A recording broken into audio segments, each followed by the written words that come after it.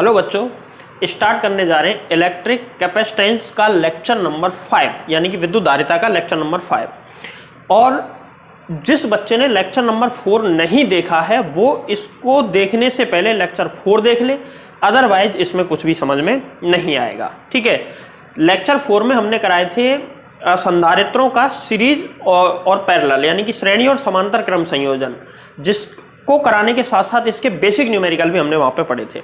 अब इस लेक्चर में हम केवल और केवल एडवांस न्यूमेरिकल पढ़ेंगे, उससे रिलेटेड। एडवांस का मतलब पहले ही बता दूं, ज्यादातर बच्चों की ये धारणा होती है एडवांस मतलब जो 12th में नहीं आएंगे, ऐसा नहीं है। इसमें ज्यादातर न्यूमेरिकल 12th के ही हैं, एक आध नहीं भी है, वो मैं बता दूंगा जब वीडियो सॉल्व करवाऊंगा क्वेश्चन, वहां पे बता दूंगा कि भाई ये क्वेश्चन इस तरीके के जनरली 12th में पूछे नहीं जाते हैं, लेकिन ऐसे बहुत कम मतलब एक दो ही न्यूमेरिकल ऐसे कराऊंगा जो इस तरीके के होंगे। उनको सीखना जरूरी है तुम्हारे लिए। क्यों जरूरी है? क्योंकि प्रतिरोध में भी इसी तरीके का चलेगा। तो ये अगर तुम संयोजन, संधारित्रों का संयोजन सीख लो तो प्रतिरोधों का संयोजन खुद ब खुद समझ में आ जाएगा। सेम टू सेम चलता है, कोई अंतर इसमें नहीं है, बस सूत्र उल्टे होते हैं। इसमें श्रेणी का फॉर्मूला होता है 1/c बराबर 1/c1 प्लस 1/c2। वहां पे श्रेणी का फॉर्मूला होता है r बराबर r1 प्लस r2, जबकि इसमें श्रेणी का जो होता है उसमें समांतर का होता है, उसमें समांतर, इसमें श्रेणी। इस तरीके से उल्टे फॉर्मूले चलते हैं। चलो, टॉपिक है अपना संधारित्रों का संयोजन, एडवांस न्यूमेरिकल, जिसमें एडवांस न्यूमेरिकल्स को अलग अलग टाइप में डिवाइड कर रहा हूं मैं। ठीक है, सबसे पहला प्रकार है टाइप 1, लघु पथित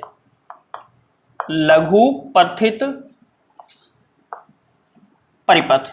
लघु पथित परिपथ ऐसे परिपथ जो लघु पथित होते हैं या फिर जो जिनकी अर्थिंग कर दी जाती है, जिनकी क्या कर दी जाती है? अर्थिंग। उन न्यूमेरिकल्स को कैसे सॉल्व करेंगे? सबसे पहले क्वेश्चन लेते हैं। टाइप फर्स्ट के क्वेश्चन देखो, लघु पथित परिपथ के क्वेश्चन देख लो। जैसे मान के चलो एक क्वेश्चन नंबर 1 ले लेता हूं मैं। इसमें ऐसे एक सर्किट है जहां पे एक कैपेसिटर यहां पे लगा है और दूसरा कैपेसिटर यहां पर लगा है। अगर मैं तुमसे कहूं कि इसमें ए और बी दो बिंदु हैं जिनके बीच में इसकी तुल्य धारिता निकालनी है, यदि इन दोनों की धारिता, इसकी भी सी और इसकी भी धारिता सी हो, तो तुम्हारा जवाब होगा कि सर इस परिपथ की जो तुल्य धारिता है वो c/2 हो जाएगी। बिल्कुल हो जाएगी। क्यों? क्योंकि दोनों श्रेणी में है, श्रेणी में है तो 1/c उस तरीके से निकाल लेंगे। ठीक, लेकिन अगर मैं इसमें एक छोटा सा काम कर दूं, मैं यहां पर एक ऐसा वायर लगा दूं, खाली वायर लगा दिया जिस पर कोई संधारित्र या प्रतिरोध वगैरह कुछ भी नहीं जुड़ा है, इसका प्रतिरोध भी नेग्लिजिबल या नगण्य, जीरो माना जाता है। एक्चुअल में जीरो नहीं होता है पर लगभग क्या मान जाता है? जीरो। अब देखो, जब इसको बैटरी से जोड़ोगे तुम, इसको बैटरी से जोड़ा मान के चलो, काल्पनिक रूप से बैटरी से जोड़ देते हैं इसको। ये मैंने बैटरी से इसको जोड़ दिया। ठीक, जैसे इसको बैटरी से जोड़ा, ये पॉजिटिव नेगेटिव करंट फ्लो होगा प्लस से माइनस की तरफ। करंट तो फ्लो होगा जब तक ये चार्ज नहीं हो जाएंगे। इस वाले परिपथ में करंट यहां से जाएगा, वो आगे की तरफ ना जाके यहां से होता हुआ बैटरी में वापस।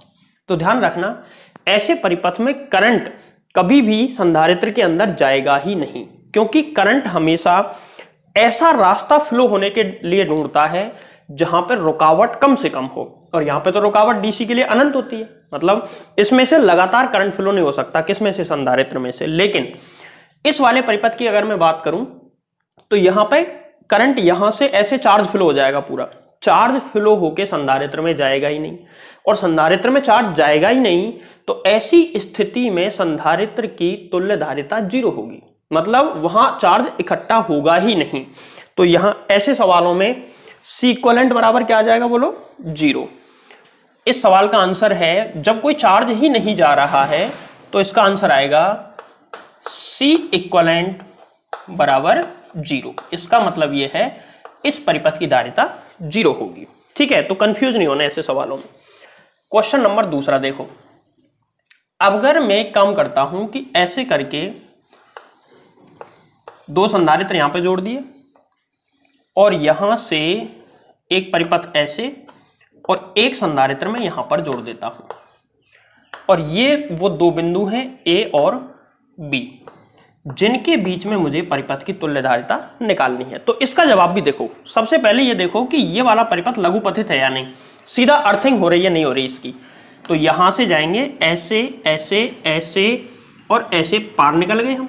बीच में कोई भी संधारित्र या कोई भी प्रतिरोधक या कोई भी चीज, कोई भी इंस्ट्रूमेंट नहीं आया। तो इसका मतलब इस परिपथ की भी तुल्यधारिता 0 होगी। 0 होने का मतलब है इसमें बिल्कुल भी चार्ज कलेक्ट नहीं होगा। अब आते हैं सवाल नंबर 3। देखो, हम फिर से यही सवाल ले रहा हूं मैं। ये देखो, सवाल यही है, बस थोड़ा सा बदल जाएगा ये सवाल इस तरीके से। ऐसे करके मैं सवाल को थोड़ा सा बदल देता हूं। ये देखो, ये वाला बिंदु है A और इधर वाला बिंदु है B। अब मैं तुमसे पूछता हूं कि इस परिपथ की भी तुल्यधारिता 0 होगी। तो देख लो, डायरेक्ट ऐसा कोई परिपथ बन रहा है क्या, इसमें ऐसा कोई रास्ता है क्या करंट को फ्लो होने के लिए जहां से करंट डायरेक्ट फ्लो हो जाए। तो यहां से आएगा करंट, ऐसे आके ऐसे जाएगा, ऐसे जाके ऐसे, ऐसे जाके ऐसे, और यहां से होता हुआ दूसरे टर्मिनल पर। तो इन दोनों पर चार्ज जाएगा ही नहीं, जाएगा ही नहीं। तो यहां पे भी परिपथ की तुल्यधारिता कितनी होगी? 0। अब ऐसे बहुत सारे एग्जांपल हम ले सकते हैं जिसमें सीधा परिपथ हो। जैसे देखो एक, अच्छा इस तीसरे सवाल में यहां पे मैं एक संधारित्र जोड़ दूं, यहां पर एक संधारित्र जोड़ दूं, तो परिपथ की तुल्यधारिता 0 होगी क्या? नहीं होगी। तो साहब कितनी होगी? वो अगले टाइप के जो सवाल हैं उनमें बताऊंगा कि ऐसे परिपथ की धारिता कितनी होगी। ये सवाल भी वहां पे आएगा, ठीक है। अब एक सवाल में ऐसे दे देता हूं कि भाई ऐसे एक संधारित्र ये रहा, ये सीधा परिपथ है, और एक संधारित्र ये रहा, और तुमसे पूछ लिया जाए ए और बी के बीच के ए और बी के मध्य धारिता ज्ञात करो। तो तुमको पता है सी इक्विवेलेंट बराबर 0। पांचवा सवाल, अगर मैं एक सवाल ऐसे ले लेता हूं, कैसे, इस तरीके से थोड़ा सा बड़ा सवाल ले लेते हैं हम। देखो यहां पर एक संधारित्र यहां पर जुड़ा हुआ है, एक संधारित्र यहां पर जुड़ा हुआ है, एक संधारित्र यहां पर है, और एक संधारित्र यहां पर जुड़ा हुआ है। अब तुमसे पूछा जाता है इस परिपथ की धारिता ज्ञात करो। इस पर चाहो तो इसको ऊपर तक जोड़ सकते हो ऐसे। अब तुमसे पूछ लिया जाए कि इस परिपथ की धारिता ज्ञात करो, तो इसका जवाब भी क्या होगा? 0। कैसे? करंट यहां से जाएगा, ऐसे जाता हुआ ऐसे ऐसे ऐसे, सीधा अर्थ हो जाएगा। तो ऐसी स्थिति में लघुपथित परिपथ हैं और इन सब की तुल्यधारिता सी इक्विवेलेंट बराबर कितनी होती है? 0। तो ये पहले टाइप के सवाल थे। कोई भी सवाल में तुमको ऐसा परिपथ दिख जाए जिसमें से करंट को किसी भी संधारित्र से फ्लो होने की जरूरत पड़े ही नहीं, तो ऐसे सभी सवालों का आंसर क्या होता है? 0। तुल्यधारिता हमेशा क्या आती है? 0। तो ये देखो, पहले टाइप के सभी सवाल मैंने करवा दिए हैं। जो नहीं करवाए वो खुद कर लेना। ऐसा कोई भी सर्किट बनाओ जिसमें सीधा करंट फ्लो होता हुआ 0 हो जाए, सीधा फ्लो होता हुआ अर्थ में चला जाए, तो ऐसी कंडीशन में तुल्यधारिता हमेशा क्या आएगी? 0। अब चलते हैं टाइप नंबर 2, दूसरे टाइप के सवाल। देखो दूसरे टाइप के न्यूमेरिकल है वायर कनेक्शन प्रॉब्लम, यानी कि तार संयोजन से संबंधित प्रश्न। अब तार के जो कनेक्शन है, तार का कनेक्शन अलग अलग तरीके से करने से हमको कंफ्यूजन क्रिएट हो जाता है सवाल में, कि एक तार यहां से यहां जोड़ दिया, वहां से वहां जोड़ दिया। तो ऐसे सवालों को कैसे करेंगे? तो मैंने एक सवाल अभी थोड़ी देर पहले तुमको बताया था कि उस सवाल को अगर उसमें एक संधारित्र बीच में होता तो कैसे हल करते। तो सबसे पहले वही सवाल मैं इसमें लेता हूं। देखो सवाल नंबर 1 ये है कि अगर मैं एक ऐसा परिपथ बनाता हूं जिसमें यहां पर संधारित्र है, इसके बाद में एक संधारित्र यहां पर है, और एक संधारित्र को मैं यहां बीच में ले लेता हूं। एक संधारित्र यहां पर है, इस संधारित्र की धारिता है C, इसकी धारिता भी C और इसकी धारिता भी C। और तुमसे पूछ लिया जाए कि A और B के बीच में तुल्य धारिता ज्ञात करो। A और B के बीच में टोटल कैपेसिटेंस कितनी होगी? ठीक है, तो इसमें तुमको देख के समझ में ही नहीं आ रहा होगा कि ये तीनों श्रेणी में है या तीनों समांतर में है या कौन से क्रम में है। कुछ भी समझ में नहीं आ रहा है। क्यों नहीं आ रहा है? क्योंकि अगर ये इसके श्रेणी में है तो ये टर्मिनल बीच में आ गया। अगर ये दोनों श्रेणी में है, कब होते श्रेणी में? जब ये नहीं होता। लेकिन यहां पे तो ये है और है तो इस श्रेणी में नहीं मान सकते। समांतर में भी इसको कैसे माने, आगे भी जा रहा है तो समांतर में भी इसको नहीं मान सकते, तो बड़ा कंफ्यूजन सा यहां पे क्रिएट हो रहा है। चलो इसका सॉल्यूशन बताते हैं। ऐसे सवालों के लिए एक चीज हमको हर बार माननी पड़ेगी, और वो चीज क्या है, ऐसे मान लो, माना कि ये बैटरी से जोड़ा, ए और बी के बीच में तुल्य धारिता ज्ञात करने का मतलब यह है कि बैटरी जुड़ी है ए और बी पर। यहां पे हमने एक बैटरी जोड़ दी, काल्पनिक रूप से जोड़ देते हैं, सवाल में जोड़ के दे ऐसा कोई जरूरी नहीं है, ठीक। अब बैटरी का विभवांतर है V, तो पॉजिटिव टर्मिनल का विभवांतर होता है V, विभव होता है V, और नेगेटिव टर्मिनल का विभव होता है 0। तो जब इनका विभवांतर निकालते हैं V-0 तो V आता है, ठीक है। अब V को मैं मिटा देता हूं तो V 0। ऐसे सवालों के लिए ये देखो, अगर मान के चलो कोई भी तार है, इस तार पर कितने भी बिंदु ले लो, तुम कितने भी बिंदु ले लो भले ही, अगर यहां पे कोई संधारित्र नहीं जुड़ा है तो जितना विभव इस जगह पे होगा उतना यहां पे होगा, प्रत्येक जगह विभव समान होगा अगर इस पे कुछ जुड़ा नहीं है। अगर एक तार है, मैं कहूं कि इस जगह पे जितना विभव है, क्या इस जगह पे भी इतना विभव होगा, तो इसका जवाब है नहीं। लेकिन मैं कहूं कि यहां यहां यहां यहां सब जगह विभव कैसा होगा, एक समान, लेकिन इसमें इन दोनों बिंदुओं पर विभव एक समान नहीं होगा, क्योंकि यहां पे बीच में कुछ जुड़ा हुआ है, कोई ना कोई इंस्ट्रूमेंट जुड़ा हुआ है, उसकी वजह से विभव एक समान नहीं होगा। अब इस सवाल पे आते हैं, यहां पे विभव है कितना B, यहां पे 0, तो यहां से लेके यहां तक कुछ नहीं जुड़ा है, कुछ नहीं जुड़ा, तो यहां विभव B, यहां B तो यहां पर भी B, इधर 0, यहां भी 0, और यहां पर भी विभव कितना 0, यहां पर भी विभव कितना 0, ठीक। अब ये चीज कहां तक जा सकती है, देखो यहां से लेके यहां तक भी कुछ नहीं जुड़ा, तो यहां विभव V है तो यहां पर भी विभव B। अच्छा, यहां पे विभव 0 ले सकते हैं क्या, देखो इधर से चल के देखते हैं, 0, यहां से जाते हैं तो यहां पर यहां से यहां तक आने में ऐसा थोड़ी है कि कुछ नहीं जुड़ा, संधारित्र जुड़ा है तो यहां पे विभव कितना B, इस B की वजह से, क्योंकि कुछ नहीं जुड़ा तार पर।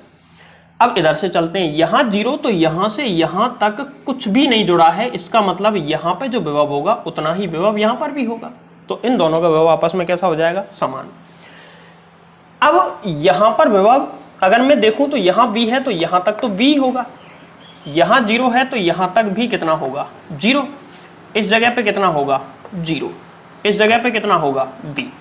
तो इस तरीके से एक बार विभव, प्रत्येक बिंदु का विभव तुम लिख लो। अगर तुमने प्रत्येक बिंदु का विभव निकाल लिया तो सवाल हो गया। देखो यहां पर V है तो इन दोनों बिंदुओं पे V हो जाएगा, क्योंकि यहां से यहां तक और यहां से यहां तक कुछ नहीं जुड़ रहा, बीच में कोई संधारित्र नहीं है, तो विभव समान होगा। अब हम आते हैं, यहां से यहां तक विभव समान नहीं होगा, क्योंकि बीच में क्या है, संधारित्र। तो इधर से देख लो, यहां से लेके यहां तक विभव एक समान रहेगा, यहां 0 तो यहां 0, यहां भी 0। इस तरीके से तुम सेट करना सीख लो। 2-4 क्वेश्चन हम करेंगे इस तरीके के, तो आसानी से समझ में आ जाएगा। अभी थोड़ी देर के लिए ऐसे मान लो इसको। अब इसका दूसरा परिपथ बनाओ जो कि इस विभव के आधार पर बनेगा। देखो इसमें 2 बिंदु हैं भैया, एक तो बिंदु है A और दूसरा बिंदु कौन सा है B। A और B 2 बिंदु है। A का विभव कितना है B और B का विभव कितना है 0, ठीक। अब यहां पे सभी संधारित्र 0 और V के बीच में जुड़ रहे हैं। देख लो, पहला ये संधारित्र V और 0 के बीच में जुड़ रहा है, ये वाला संधारित्र भी 0 और V के बीच में जुड़ रहा है, और ये वाला संधारित्र भी V और 0 के बीच में जुड़ रहा है। तो सबका विभवांतर कितना है, सबका विभवांतर कितना है V। अब देखो सबसे पहले इस वाले संधारित्र की बात करता हूं, तो इसको जोड़ना है V और 0 के बीच में। तो ये तो है B और ये है 0, इसके बीच में इसको जोड़ना है। यहां पे मैं जोड़ देता हूं, सही है। धारिता कितनी है C। पहला संधारित्र ये वाला मैंने उठा के जोड़ दिया A और B के बीच में, क्योंकि इसका विभवांतर 0 और V है और 0V ही A और B का विभवांतर होता है। अब दूसरा संधारित्र है वो भी 0 और V के बीच में, तो इसको भी 0 और V के बीच में ही जोड़ो। यहां से 0 और V के बीच में इसको भी जोड़ दो। देख लो, इसके इस सिरे पे विभवांतर B, इस सिरे पे 0, और वही 0 और V तो है इसके दोनों सिरों पर। अब तीसरे संधारित्र को ले लो, ये भी V और 0 के बीच में जुड़ा है, तो एक साइड में तो कितना B और दूसरी साइड में कितना 0। तो बताओ ये तीनों के तीनों किस में आ गए, समांतर में आ गए। अरे आया कि नहीं सवाल समझ में। तीनों के तीनों संधारित्र समांतर में आ गए। ऐसा डायरेक्ट देखने से पता नहीं चल रहा था, लेकिन हमने जैसे ही विभवांतर विभव वाले तरीके से किया तो ये हमारे सामने आ गया। अब मैं पूछूं कि इसका जवाब बताओ, इसके लिए C इक्वलेंट बराबर होगा 3C, तीनों समांतर में तो C1 plus C2 plus C3। Direct answer लिख देंगे। बोलो समझ में आ गई होगा पहला सवाल। इस तरीके से सवाल करते हैं इसमें। चलो दूसरे सवाल पे चलते हैं। इसमें से बैटरी को मिटा देता हूं, ये काल्पनिक रूप से मानी जाती है, जिससे कि हम स्टार्ट कर रहे हैं सवाल को, इसलिए आगे चल के हम ऐसा नहीं मानेंगे, डायरेक्ट V और 0 लिख के सॉल्व करेंगे इसको। तो दूसरा सवाल देखो, दूसरे सवाल में एक कंसेप्ट फिर से थोड़ा सा अलग हो जाएगा। तो हर सवाल में तुमको एक नई चीज सीखने को मिलेगी, और जो चीज मैं जैसे बताता जाऊं उस सवाल के हिसाब से उसको सीखते जाना, ठीक है। आगे चल के इन चीजों का बहुत काम पड़ेगा। देखो अब ये परिपथ है, बस अंतर इतना सा है कि इस संधारित्र को मैंने यहां से उठा के यहां रख दिया है, ठीक है, यहां रख दिया। अब इस परिपथ की धारिता कितनी होगी? क्या वही जवाब होगा या फिर कुछ दूसरा होगा? देखते हैं। देखो अगर मैं इसको बैटरी से जोड़ता हूं तो इसको V विभवांतर से, B विभव से जुड़ेगा और ये वाला 0 विभव से जुड़ेगा, ठीक है। अब मैं बैटरी जोड़ के नहीं बताऊंगा क्योंकि इसमें बता दी मैंने सेम ऐसे ही। अब इस जगह पर विभव कितना होगा? B, इस जगह पे विभव कितना होगा? B, इस जगह विभव कितना होगा? 0, और इस जगह विभव कितना होगा? 0, क्योंकि बीच में कोई टर्मिनल पर कोई संधारित्र है नहीं। अगर यहां पे एक संधारित्र जोड़ दें तो फिर ऐसा नहीं होगा।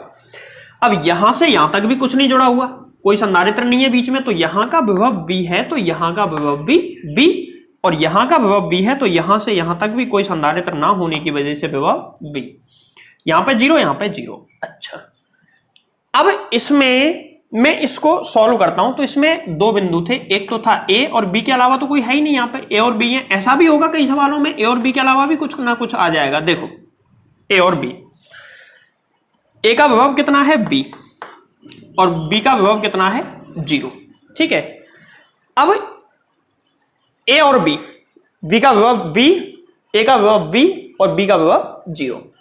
यहां पे देखो सबसे पहले संधारित्र की बात करो जो बीमारी की जड़ है।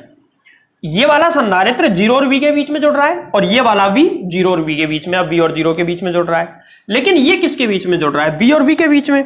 अच्छा, दो बिंदुओं का अगर मैं कहूं कि इनके बीच में विभवांतर कितना है तो V, और इनके बीच में भी V, और मैं कहता हूं कि इनके इस वाले संधारित्र के सिरों पर कितना विभवांतर लग रहा है, तो इसका जवाब है 0, क्योंकि विभव V विभव B, विभवों का अंतर होता है विभवांतर, इसमें से इसको घटाओगे 0 आएगी। और जब किसी भी उपकरण के सिरों पर विभवांतर 0 हो तो उसमें कभी करंट फ्लो नहीं होता है, उसमें कभी चार्ज फ्लो नहीं होता है, और जब चार्ज फ्लो नहीं होगा तो उसमें आवेश आएगा भी नहीं। अब सुनो, तो इसमें अब हम क्या करेंगे कि जो ये वाला कैपेसिटर है ना, ये वाला कैपेसिटर जो है संधारित्र, इसके सिरों पर विभवांतर 0 होने की वजह से इसमें चार्ज फ्लो नहीं होगा। चार्ज फ्लो नहीं होगा तो इसमें चार्ज कलेक्ट भी नहीं होगा, कलेक्ट नहीं होगा तो इसकी वजह से पूरे परिपथ की धारिता बिल्कुल प्रभावित नहीं होगी। मतलब ये इसका पूरे परिपथ की धारिता में कोई भी रोल नहीं है तो हटा दो। चलो अब देखो, ये वाला जो संधारित्र है, इधर इसका विभव है V, इधर 0, V और 0 के बीच में है, तो V यहां पर है, 0 यहां पर है, तो V और 0 के बीच में एक तो ये वाला संधारित्र है, ठीक है। नीचे वाले को देखो, ये भी V और 0 के बीच में, तो इसको भी हम V और 0 के बीच में ही ले लेते हैं, ये लो, ठीक है। इस तरीके से इसकी धारिता कितनी? C, और इसकी धारिता भी कितनी है? C। बीच वाले को हटा दिया। क्यों हटा दिया? रीजन बता दिया मैंने। अगर उसके दोनों सिरों पर विभव समान हो तो विभवांतर 0 होने की वजह से उसमें चार्ज फ्लो नहीं होगा, चार्ज फ्लो नहीं होगा तो उसमें चार्ज कलेक्ट भी नहीं होगा, कलेक्ट नहीं होगा मतलब धारिता उसकी कोई फर्क धारिता पे उसका नहीं पड़ेगा। इसका C इक्विवेलेंट बता दो भाई, 2 है समांतर में तो 2C इज C इक्विवेलेंट। ये है फाइनल आंसर। ये 2 क्वेश्चन हो गए। अब चलते हैं हम तीसरे सवाल पे। इसी तरीके से एक सवाल और लेते हैं, फिर उसको समझते हैं, जिससे कि तुमको क्या कंसेप्ट थोड़ा सा क्लियर होगा इस सवाल से। और देखो अब की बार क्या करते हैं कि एक संधारित्र यहां है, 3 तो है ही, एक यहां और ले लेते हैं। गलती से भी यहां पे मत ले लेना चौथा। अरे सर ये क्या, यहां क्यों नहीं लेना? क्योंकि वो इस टाइप के क्वेश्चनों में नहीं आता है, वो एक अलग टाइप के क्वेश्चनों में आता है, वो मैं तुमको बताऊंगा, ठीक है। देखो ऐसे करके मैंने ये ले लिया, एक क्वेश्चन ले रहा हूं, ध्यान देना इधर, जिसका A बिंदु इधर है और B बिंदु इधर है, ठीक है। और अब की बार यहां पे इस तरीके से कैपेसिटर ले लिए हैं हमने, ये वाला, ये और ये। यहां मत लो, एक को गायब रखो इनमें से, नहीं तो ब्रिजस्टोन ब्रिज बन जाएगा। ब्रिजस्टोन ब्रिज वाले करेंगे आगे हम, ठीक है। इन सब की कैपेसिटेंस सी सी सी सी। अब पूछ रहा है हमसे कि इसकी तुल्यधारिता ज्ञात करो। निकालते हैं, देखो तरीका वही, बैटरी से जोड़ेंगे तो ए टर्मिनल पे विभव हो जाएगा V और बी टर्मिनल पे विभव हो जाएगा 0। यहां पे 0 तो इसका मतलब इस जगह पे V, इस जगह पे भी V, यहां पे 0 है तो यहां पे भी 0 और यहां पर भी 0। अब सुनो, यहां पर 0 है तो हमको यह समझ में आता है कि यहां पे 0 होगा, क्योंकि यहां से यहां तक बीच में कुछ नहीं है। लेकिन यहां 0 है तो इसकी वजह से यहां भी 0 होगा। इसका जवाब है नो, क्योंकि बीच में कैपेसिटर आ गया, कैपेसिटर आ गया, संधारित्र बीच में आ गया, तो यहां पे विभव 0 नहीं लिख सकते। ऐसे यहां पे भी है तो यहां पे भी नहीं लिख सकते, तो क्या करें, यहां तो एक नई चीज आ गई। इस जगह का विभव ना तो 0 है ना b है। अब मैं मान लेता हूं कि इस जगह का विभव x है, ये बिंदु भी x है और यहां का विभव भी कितना है, x। ये कोई x मान लिया, जहां पे ना तो v आ रहा हो ना 0 आ रहा हो, तो x मान लो। अगर ऐसे बिंदु एक से ज्यादा आ रहे हैं तो फिर x y z इस तरीके से मान लो, ठीक है। अब a और b के बीच में, a और b के बीच में एक बिंदु और आ चुका है, उसका नाम है x। तो अब की बार परिपथ हम ऐसे बनाएंगे, ध्यान देना, ये है a, इधर है b फाइनल, और इनके बीच में एक पॉइंट और है और उस पॉइंट का नाम है x। देख लो, a b x, इस जगह का विभव कितना v और इस जगह का विभव कितना है 0। यहां का कितना है पता नहीं है, उसको हमने क्या मान लिया है, x, ठीक है। देखो अब यहां पे टोटल 4 कैपेसिटर हैं, 4 कैपेसिटर हैं, तो इनको कहां कहां कैसे कैसे जोड़ा जाए वो देखते जाओ। एक कैपेसिटर जुड़ेगा v और x के बीच में, ये वाला a और x के बीच में, सॉरी a क्यों, क्योंकि यहां का विभव कितना है, तो v और x के बीच में जोड़ दो किसको, c को। इस वाले c को मैंने जोड़ दिया, किसके बीच में, v और x के बीच में। अब देखो ये वाला किसके बीच में, x और 0 के बीच में, तो ये वाला है x और 0 के बीच में। बोलो सही, x और 0 के बीच में जोड़ गया। अब ये वाला किसके बीच में, ये वाला देखो, ये वाला है 0 और x के बीच में, ये x और 0 के बीच में, और ये वाला भी x और 0 के बीच में। तो x से 0 के बीच में एक और है, एक और है, तो इसके पैरेलल ले जाओ उसको। अभी तो x और 0 के बीच में हुआ, ठीक है। अब देखो, एक तो ये वाला x और 0 के बीच में था, एक ये वाला था। अब ये बचा, ये किसके बीच में, v और 0, मतलब v और 0 फर्स्ट और लास्ट के बीच में, और फर्स्ट और लास्ट के बीच का मतलब है इस तरीके से, ऐसे करके यहां पे जोड़ दो, इसकी कैपेसिटेंस c। अब ये परिपथ मुझे लगता है कि तुम सॉल्व कर ही लोगे। कैसे सॉल्व करोगे इसको, इसका c इक्विवेलेंट कैसे निकलेगा, c इक्विवेलेंट बराबर, देखो c और c समांतर में 2c हो गया। इधर देखो, ये 2c और 2c के श्रेणी में है कौन, 2c के श्रेणी में है c। ये सिंपल डायग्राम है, इसको सॉल्व कर सकते हो। चलो इसका आंसर मैं बता देता हूं, ऊपर वाले नोट करो एक बार, ऊपर वाला मैं मिटा देता हूं, तभी इसका आंसर सॉल्व कर पाऊंगा, ठीक है। ये मिटा रहा हूं मैं, यहां पे इसका आंसर सॉल्व कर देता हूं। देखो यहां पे इसका आंसर लिख देते हैं। तो अब परिपथ हमारे सामने कुछ इस तरीके से है, एक तो है c के बाद में यहां पर ये कितना आ जाएगा, दोनों समांतर में, तो कितना आ जाएगा 2c, इस तरीके से, और इन दोनों के समांतर में है एक c, ऐसे। यहां पे a है और यहां पे कौन है, b, ठीक है।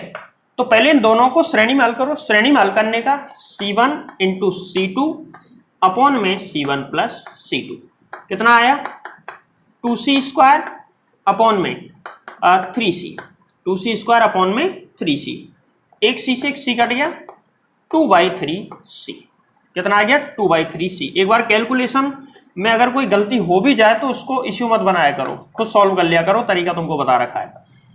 इन दोनों का देखो, नीचे वाला ये है a और ये है b, नीचे वाला कितना है c और ये कितना आया 2/3c। अब ये दोनों किस में आ गए, समांतर में, समांतर में सीधे जुड़ जाते हैं। तो c इक्विवेलेंट बराबर हम क्या निकालेंगे, c प्लस 2/3c, और इनको जोड़ेंगे तो क्या आएगा, एलसीएम ले लो 3 एलसीएम लेंगे तो 3c प्लस 2c और c इक्वलेंट बराबर 5c/3। ये इसका आंसर आ जाएगा। इस तरीके से इसको हम सॉल्व करेंगे। तो ये 3 सवाल मैंने कराए। अब इसी सीरीज को आगे बढ़ाते हुए चौथा, पांचवा, छठवा जितने भी इसमें सवाल बन सकते हैं, जनरली जो 12th के हिसाब से, आईआईटी मेंस के हिसाब से जो बन सकते हैं, मैं सब कराऊंगा इसमें। 4, 5 और 6 3 सवाल मैंने और लिख दिए हैं और ये लास्ट हो जाएगा यहाँ पे कंसेप्ट। ये सवाल कर लो, फिर कंसेप्ट सीख जाओगे, उसके बाद में तुम कोई भी सवाल कर दोगे। ऐसा देखो, ये 3 सीरीज में होते हैं अगर ये 2 तार नहीं लगे होते तो। अभी ये सीरीज में नहीं है। अब इनको सॉल्व करो, ये किस में है तो हमको भी नहीं पता किस में, अभी सॉल्व करके देखते हैं। तो यहाँ पे हम एक बैटरी जोड़ेंगे, तो पॉजिटिव टर्मिनल ए पे और नेगेटिव टर्मिनल बी पे। पॉजिटिव का विभव कितना होता है, पोटेंशियल V, नेगेटिव का पोटेंशियल कितना होता है, 0 विभव होता है।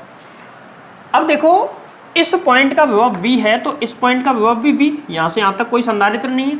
इसका 0 है तो इस पॉइंट का 0, ठीक। अब देखो, इसका V है तो यहाँ से लेके यहाँ तक कोई संधारित्र बीच में नहीं है, इसलिए इसका भी V हो जाएगा।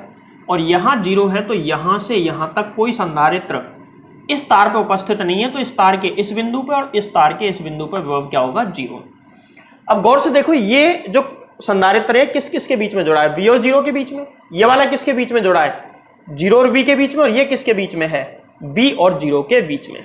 तो यहाँ पे देखो परिपथ ऐसा बन जाएगा, इधर तो मैं ले लेता हूं A, इधर ले लेता हूं B। A पे विभव कितना है, B, और B पे कितना है, 0। इन दोनों के बीच में सबसे पहला वाला जो संधारित्र है V और 0 के बीच में है, तो V और 0 के बीच में ये जोड़ दिया, जिसकी धारिता कितनी है, C। दूसरा वाला 0 और V के बीच में, मतलब यहीं पर है, इसके समांतर में ले लो, 0 और V के बीच में ये जोड़ना है, तो ये धारिता C। तीसरा वाला V और 0 के बीच, मतलब इसके समांतर है, इसके समांतर है, तो ऐसे करके इसकी धारिता है C। यहाँ से कनेक्ट कर देंगे, तीनों समांतर में आ गए। और समांतर में तो आंसर तुमको पता है, C equivalent is equals to 3C। ये इसका आंसर आ गया। तो सवाल में कंसेप्ट ज्यादा होता है, कैलकुलेशन कम होती है। अगला सवाल, इस सवाल को ध्यान से देखो, इसमें A और B यहां पर हैं, लास्ट में कोई टर्मिनल है ही नहीं, मतलब ये सर्किट यहां पे खत्म हो गया, ठीक। तो बैटरी से जोड़ेंगे तो यहां पे तो पोटेंशियल V और यहां पे पोटेंशियल कितना, 0। यहां पर 0 है तो इस पॉइंट पर भी कितना होगा, 0। जैसे अभी बता रहा था मैं, अब हर एक में वो कंसेप्ट रिपीट करने की जरूरत नहीं है। यहां पर B है तो यहां पर भी B, और यहां से इस जगह पर भी कितना होगा, B, ठीक है। अब देखो, सबसे पहले इसका परिपथ बनाओ। परिपथ बनाते हैं, इधर तो है A और इधर ले लिया मैंने B, ठीक है। देखना ध्यान से, यहां पे पोटेंशियल कितना, B, और B पे पोटेंशियल कितना, 0, ठीक। यहां पर इस जगह पे पोटेंशियल है B और इस जगह पोटेंशियल कितना है, 0, और बीच में लगातार कितने जुड़े हुए हैं संधारित्र, 4। तो यहां पे चारों को जोड़ दो, 1 2 3 4, 4 के 4 सीरीज में जुड़े हुए हैं V और 0 के बीच में, तो V और 0 के बीच में आगे चारों। अब एक लास्ट वाला किधर है, लास्ट वाला ये है V और 0 के बीच में, ठीक है। ये तो लगातार एक ही क्रम से आ रहे हैं, इनके बीच में से कोई और टर्मिनल नहीं जा रहा है, मतलब अगर यहां से कोई टर्मिनल ऐसे कनेक्ट होता तो फिर पर्पस बदल जाता, ठीक है ना। यहां से बीच में कोई सर्किट है ही नहीं, तो तीनों लगातार है, चार है, चारों लगातार है। यहां पर ये वाला 0 और V के बीच में है, तो 0 और V के बीच में ऐसे जुड़ेगा, देखो यहां से ऐसे, धारिता C C C C C, इधर कितना C/4 और इधर कितना C, तो निकालो इसका आंसर। ऊपर की साइड में तो है C और नीचे कितना, चारों का मिला के आ जाएगा श्रेणी क्रम में, सीरीज में C/4, और इसका आंसर हम जानते हैं, C equivalent is equals to 5C/4। ये इसका आंसर आ जाएगा, ठीक है। लास्ट सवाल, सिर्फ डायग्राम बना के छोड़ूंगा, इसको पूरा सॉल्व करने की कतई मुझे आवश्यकता महसूस नहीं होती है, तुमको होती है तो कर लेना। यहां पर पोटेंशियल V, यहां पर पोटेंशियल 0, इस जगह पे V है तो इस जगह पर भी V, और इस जगह पर भी V, क्योंकि ये पॉइंट आपस में कनेक्टेड है। सही है। अब इधर देखो यहां पर 0, तो यहां पर भी 0 क्या? नहीं, यहां पर 0 नहीं लिख सकते हम। क्यों नहीं लिख सकते? क्योंकि यहां पर 0 है तो बीच में ये भी तो आ रहा है, यहां पर b है तो बीच में कुछ नहीं आ रहा, यहां पर भी b। तो इस जगह पे हम ना 0 लिख सकते हैं ना b लिख सकते हैं, तो कुछ और मान लो। माना कि इस जगह पे क्या मान लिया? x। ये x इस जगह का पोटेंशियल, तो इस जगह का पोटेंशियल भी x और इस जगह का पोटेंशियल भी x। मतलब a और b के बीच में एक नया बिंदु और आ गया और उसका नाम है x। तो अब की बार a तो लेना ही है, a से पहुंचना है b के पास, और बीच में एक बिंदु और आ रहा है। कौन सा बिंदु है वो? x। ठीक है, देखो एक एक को जोड़ते जाओ। ये वाला संधारित्र किस किस के बीच में है? v और x के। यहां पे पोटेंशियल कितना? v, और यहां पे पोटेंशियल कितना? 0। ये वाला संधारित्र v और x के बीच में, मतलब यहां। ठीक, अगले वाला है x और v के बीच में, x और v मतलब यहां पे, इसके समांतर ले लो, इसके समांतर ले लिया। ठीक है, अगले वाला v और x के बीच में, मतलब ये भी इसके समांतर है। और भी है क्या? नहीं, ये भी इसके समांतर आ जाएगा, ऐसे ये लो, क्योंकि ये भी v और x के बीच में। इससे अगले वाला, इसके आगे गौर से देखना, यहां से लेके यहां तक पूरा एक ही परिपथ है, और पूरा परिपथ किसके बीच में है?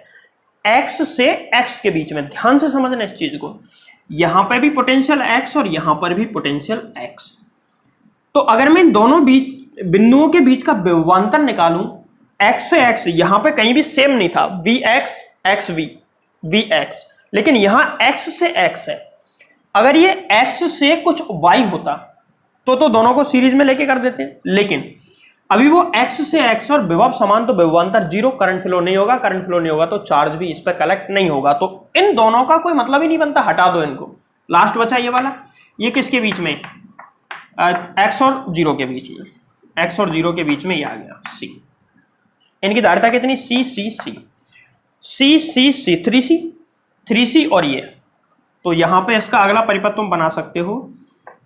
ये तो है 3c इन तीनों का मिला के, और एक c है इसके सीरीज में। अब इसका ये वाला बिंदु a, ये वाला बिंदु b, c इक्वलेंट बराबर कितना निकाल लेना, ये मैं नहीं बताऊंगा, दोनों सीरीज में आ रहे हैं। जो भी इसका आंसर आए मुझे बताना। ठीक है, अब ये तो मैंने बता दिया। एक इसी पे आधारित एक होमवर्क के लिए क्वेश्चन दे रहा हूं, जो कि तुमको खुद सॉल्व करके देखना है। आंसर भी नहीं बताऊंगा, खुद सॉल्व करना और बताना मुझे उसका आंसर कितना आया। अब आते हैं देखो तीसरे टाइप के सवाल, और तीसरे टाइप के सवालों का नाम क्या होगा? अनंत संधारित्र वाले सवाल। मतलब एक ही परिपथ में 2 4 6 10 20 नहीं, अनंत संधारित्र जुड़े हो, पता नहीं कितने जुड़ रहे हैं, तो उसका आंसर क्या होगा? कि सर उसका आंसर तो अनंत होगा। अनंत नहीं होगा। अगर वो सभी के सभी एक साथ पैरेलल में जुड़े हों तो उसका आंसर अनंत होगा। सीरीज में या फिर वैसे जुड़े हों, सीरीज में तो 0 ही हो जाएगा लगभग, धीरे 0 तो नहीं होगा एग्जैक्ट, बट बहुत ही कम हो जाएगा, नेग्लिजिबल। यहाँ पे देखो इसमें क्या है, इस तरीके से ऐसे यू शेप जो दिख रहा है तुमको, इस शेप में बहुत सारे संधारित्र जुड़ते जा रहे हैं, तो ये कहाँ पे जाके खत्म हो रहे हैं? इस तरीके से बढ़ते बढ़ते, जैसा कि यहाँ पे लिखा हुआ अनंत, अनंत पर एक संधारित्र होगा और वहां से परिपथ घूम के वापस आ जाएगा। ये ए बिंदु है और ये बी बिंदु है। ऐसे सवाल को कैसे हल करें? तो हम मानते हैं, सबसे पहले माना परिपथ की तुल्य धारिता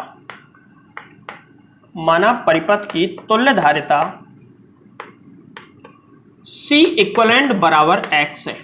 इसकी तुल्य धारिता मैं कितनी मान लेता हूं? x। सर ये क्या बात हुई?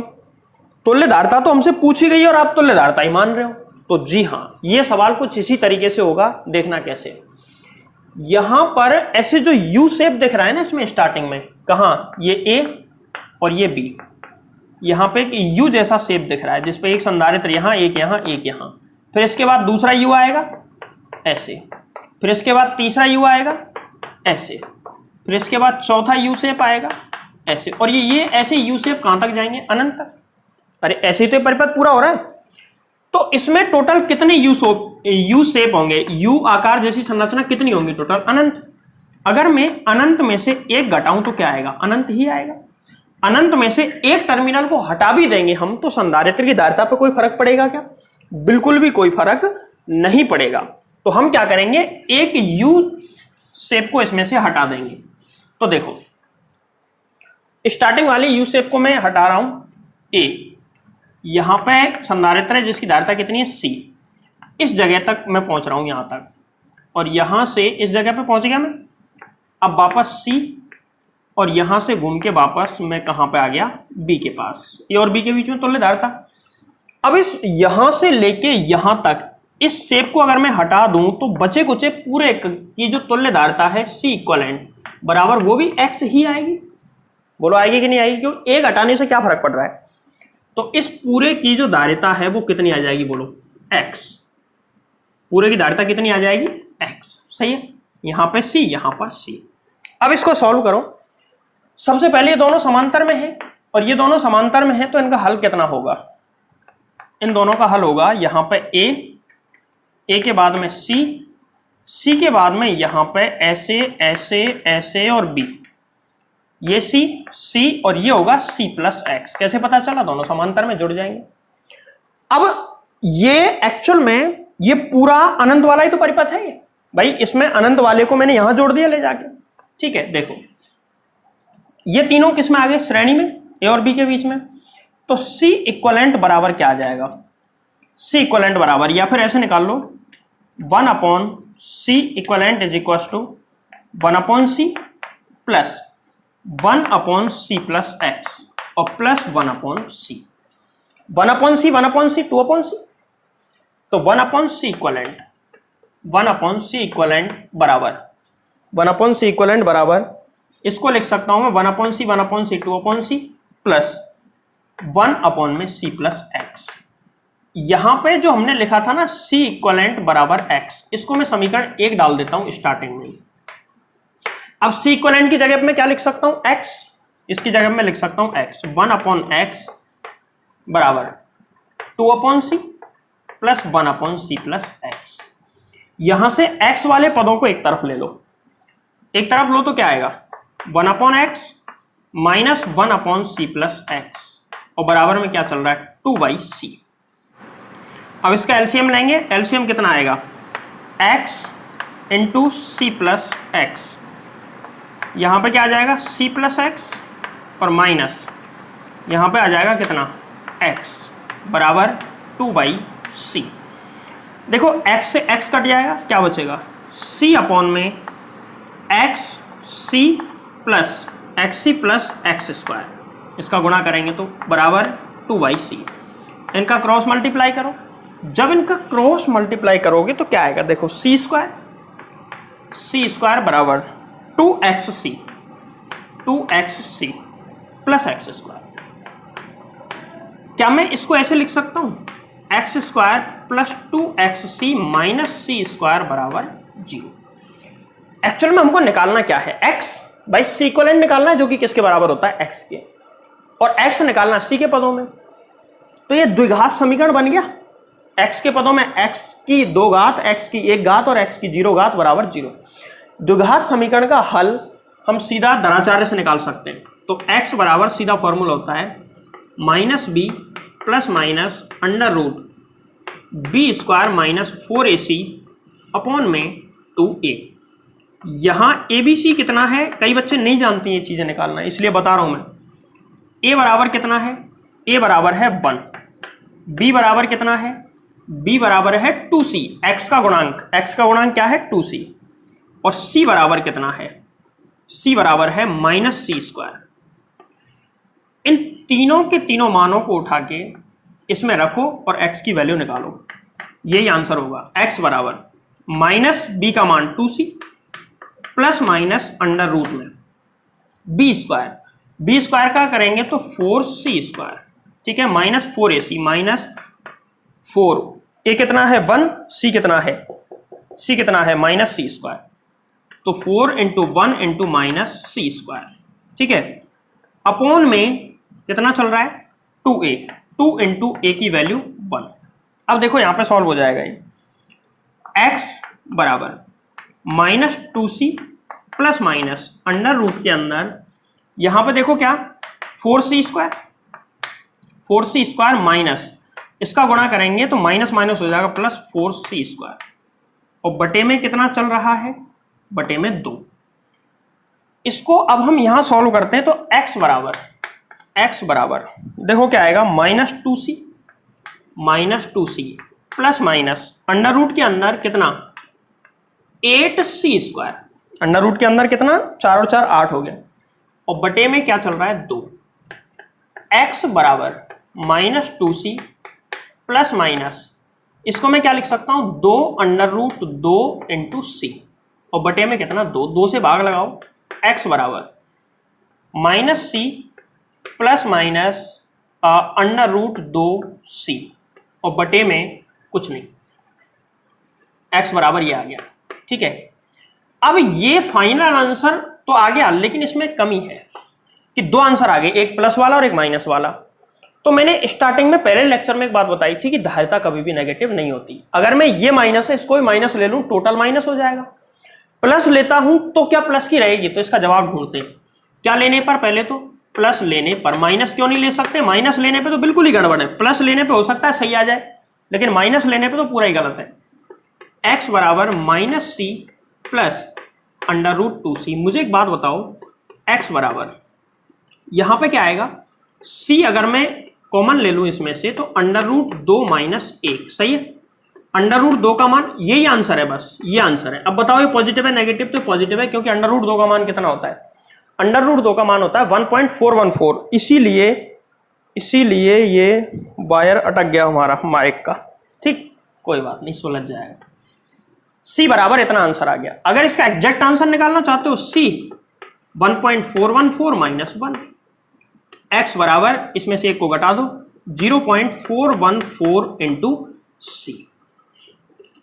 ये इसका एग्जैक्ट आंसर भी तुम निकाल सकते हो। ये आंसर है भैया। अच्छा सवाल था, और अनंत टर्मिनल वाला सवाल ज्यादातर 12th क्लास के बोर्ड एग्जाम में पूछा जाता है, इसीलिए इसको अच्छे तरीके से सॉल्व कर लें, इसको नोट कर लें। यहां मैं लाइन खींच देता हूं, कहीं एक ही लाइन को 3-3 बार उतार लें, कहीं ऐसे होते हैं। ठीक, नोट करो, एक बार वीडियो को रोक लो और स्क्रीनशॉट ले लो या फिर लिख लो इसको पूरा। लिखा? ठीक है। अब देखो, एक अगला सवाल मैं तुमको खुद करने के लिए दे रहा हूं, बस ये मत बोला करो कि सर आंसर बता दो। तुम्हारी किताबों में सारे क्वेश्चन है, वहां से इसके आंसर देख लेना। अगला क्वेश्चन मैं दे रहा हूं तुमको खुद करने के लिए, क्वेश्चन नंबर 2। क्वेश्चन नंबर 2 इसको खुद करना है तुमको। क्या करना है कि यहां से सारे संधारित्र गायब कर दो नीचे से, तो छोटा सवाल हो गया है। संधारित्र गायब करके एक सीधी लाइन बना दो, ये दूसरा सवाल बनके तैयार है। इसका आंसर तुमको बताना है, अनंत श्रेणी वाला ही है। बस इसका जब आंसर सॉल्व करोगे तो यहां पर से सी गायब हो जाएगा, इस तरीके से आएगा, यहां पर से भी सी गायब, इस तरीके से आएगा। अब इसका आंसर सिर्फ ये, इसको सॉल्व करो इसी तरीके से x की वैल्यू निकाल के, और मुझे कमेंट करके बताना इसका भी आंसर कि भाई ऐसे कमेंट में लिखा करो टाइप 3 अनंत संधारित्र वाले परिपथ, उसका क्वेश्चन नंबर 2 आंसर बराबर इतना। पूरा लिखा करो जिससे मुझे समझ में आएगी तुमने किस क्वेश्चन का आंसर दिया है। ठीक है, क्वेश्चन नंबर 3 इस तरीके से अनंत टर्मिनल वाला एक परिपथ है, जिसमें पूछा गया है इस परिपथ की तुल्य धारिता ए और बी के बीच में। ए यहां पर है, बी यहां पर है, इस तरीके से यहां पर अनंत परिपथ जुड़े हुए, अनंत संधारित्र इस तरीके से जोड़े गए। क्रम इसका ऐसा है 1 2 4 फिर 8 फिर 16 फिर 32, मतलब 2-2 गुने होते जा रहे हैं। 1 है, 2 हो गए, 2 से 4, 4 से 8 हो जाएंगे, 8 से इस तरीके से यहां पे दिखाया गया है। ठीक है, हो सकता है तुमको पेपर में 8 वाला भी बना के दे दे वो, जिससे कि तुमको 1 2 3 स्टेप में वो चीज क्लियर हो जाए। ठीक, अब कई सोच रहे होंगे साहब तीसरे सवाल पे कैसे आ गए, सवाल तो एक ही कराया है इसमें। अरे एक सवाल घर पे करने को भी तो दे दिया। हाँ वही, तो वीडियो को जो जिन्होंने आगे निकाल दिया वो पीछे जाओ वापस और उसको देखो, जो चल रहे हैं वो ठीक है। देख लो भैया, इस सवाल का आंसर निकालते, बहुत छोटा सा आंसर आएगा इसका, कुछ भी सॉल्व करना ही नहीं, बहुत सरल। देखो पहले इसका मैं दूसरा परिपथ बना लेता हूं। दूसरा जब मैं परिपथ बनाऊंगा तो ध्यान देना, इधर इसका अगला परिपथ बना रहा हूं मैं, जिससे कि ये सवाल तो समझ में आए कम से कम हमारे। देखो यहां पे तो 1 है, तो इसको तो सॉल्व भी कैसे करोगे तुम, ये तो सी है। अगले वाले में 2 है, और 2 है तो इसका आंसर इनका तुल्य कितना आ जाएगा, c/2। अगले वाले में कितने हैं 4, 4 अगर श्रेणी में हैं तो चारों का कितना आ जाएगा C/4। अगले वाले में अगर हम निकालें तो कितना आएगा C/8, अगले वाले में C/16 और निकालोगे तो C/32। ठीक, अब ये सब के सब किस में आ गए समांतर में, और समांतर में तुल्यधारिता का फॉर्मूला क्या होता है C इक्वलेंट बराबर C प्लस अगला कितना है C/2 plus C/4 plus C/8, और ऐसा कहां तक चल रहा है अनंत तक। कहां तक चल रहा है अनंत तक। पता नहीं कितने पद हैं, हमको कोई पता नहीं, 2, 4, 5 लाख पद हो सकते हैं, कितने भी हो सकते हैं, कोई जरूरी नहीं है। C इक्वलेंट बराबर यहां से मैं C अगर निकाल लूं इसमें से तो क्या बचेगा 1 plus 1/2 plus 1/4 plus 1/8 plus dash dash dash, इस तरीके से बन जाएगा। अब यहां पे एक चीज सोचना, क्या ये गुणोत्तर श्रेणी जीपी है? बोलो, बिल्कुल जीपी है। जीपी कैसे होती है? जिसमें एक निश्चित संख्या का गुणा होता हुआ जाता है। अगर मैं इसमें 1/2 का गुणा करूंगा तो ये आ जाएगा, और इसमें 1/2 से गुणा करूंगा तो ये, और इसमें 1/2 से गुणा करूंगा तो ये, और ऐसी श्रेणी कौन सी श्रेणी कहलाती है? गुणोत्तर श्रेणी। यहां गुणोत्तर श्रेणी या जीपी लिख दो, यहां जीपी का सार्व अनुपात, सार्व अनुपात को R से व्यक्त करते हैं, और R बराबर होगा, कैसे निकालते हैं? या तो ऐसे निकालो 1/2 में 1 का भाग लगा लो, हर अगले पद में कोई से पिछले पद का भाग लगा लो, जस्ट पिछले वाले का, या फिर 1/4 में भाग लगा के देख लो तुम 1/2 का, या फिर 1/8 में भाग लगा के देख लो 1/4 का। कैसे भी कर लो, इसका इसमें लगा के देख लो, या इसका इसमें, या इसका इसमें, कोई से में लगा के देख लो, कितना आंसर आएगा 1/2। ये सार्वनुपात आ गया। अच्छा, प्रथम पद कितना है? प्रथम पद है इसका a बराबर 1, पहला वाला पद 1 है, और ये अनंत विस्तार वाली श्रेणी है।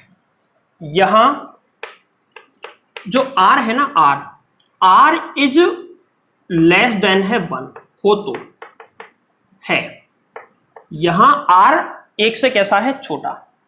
तो जीपी के अनंत पदों का योग, तो जीपी के अनंत पदों का योग का एक सूत्र होता है, और वो होता है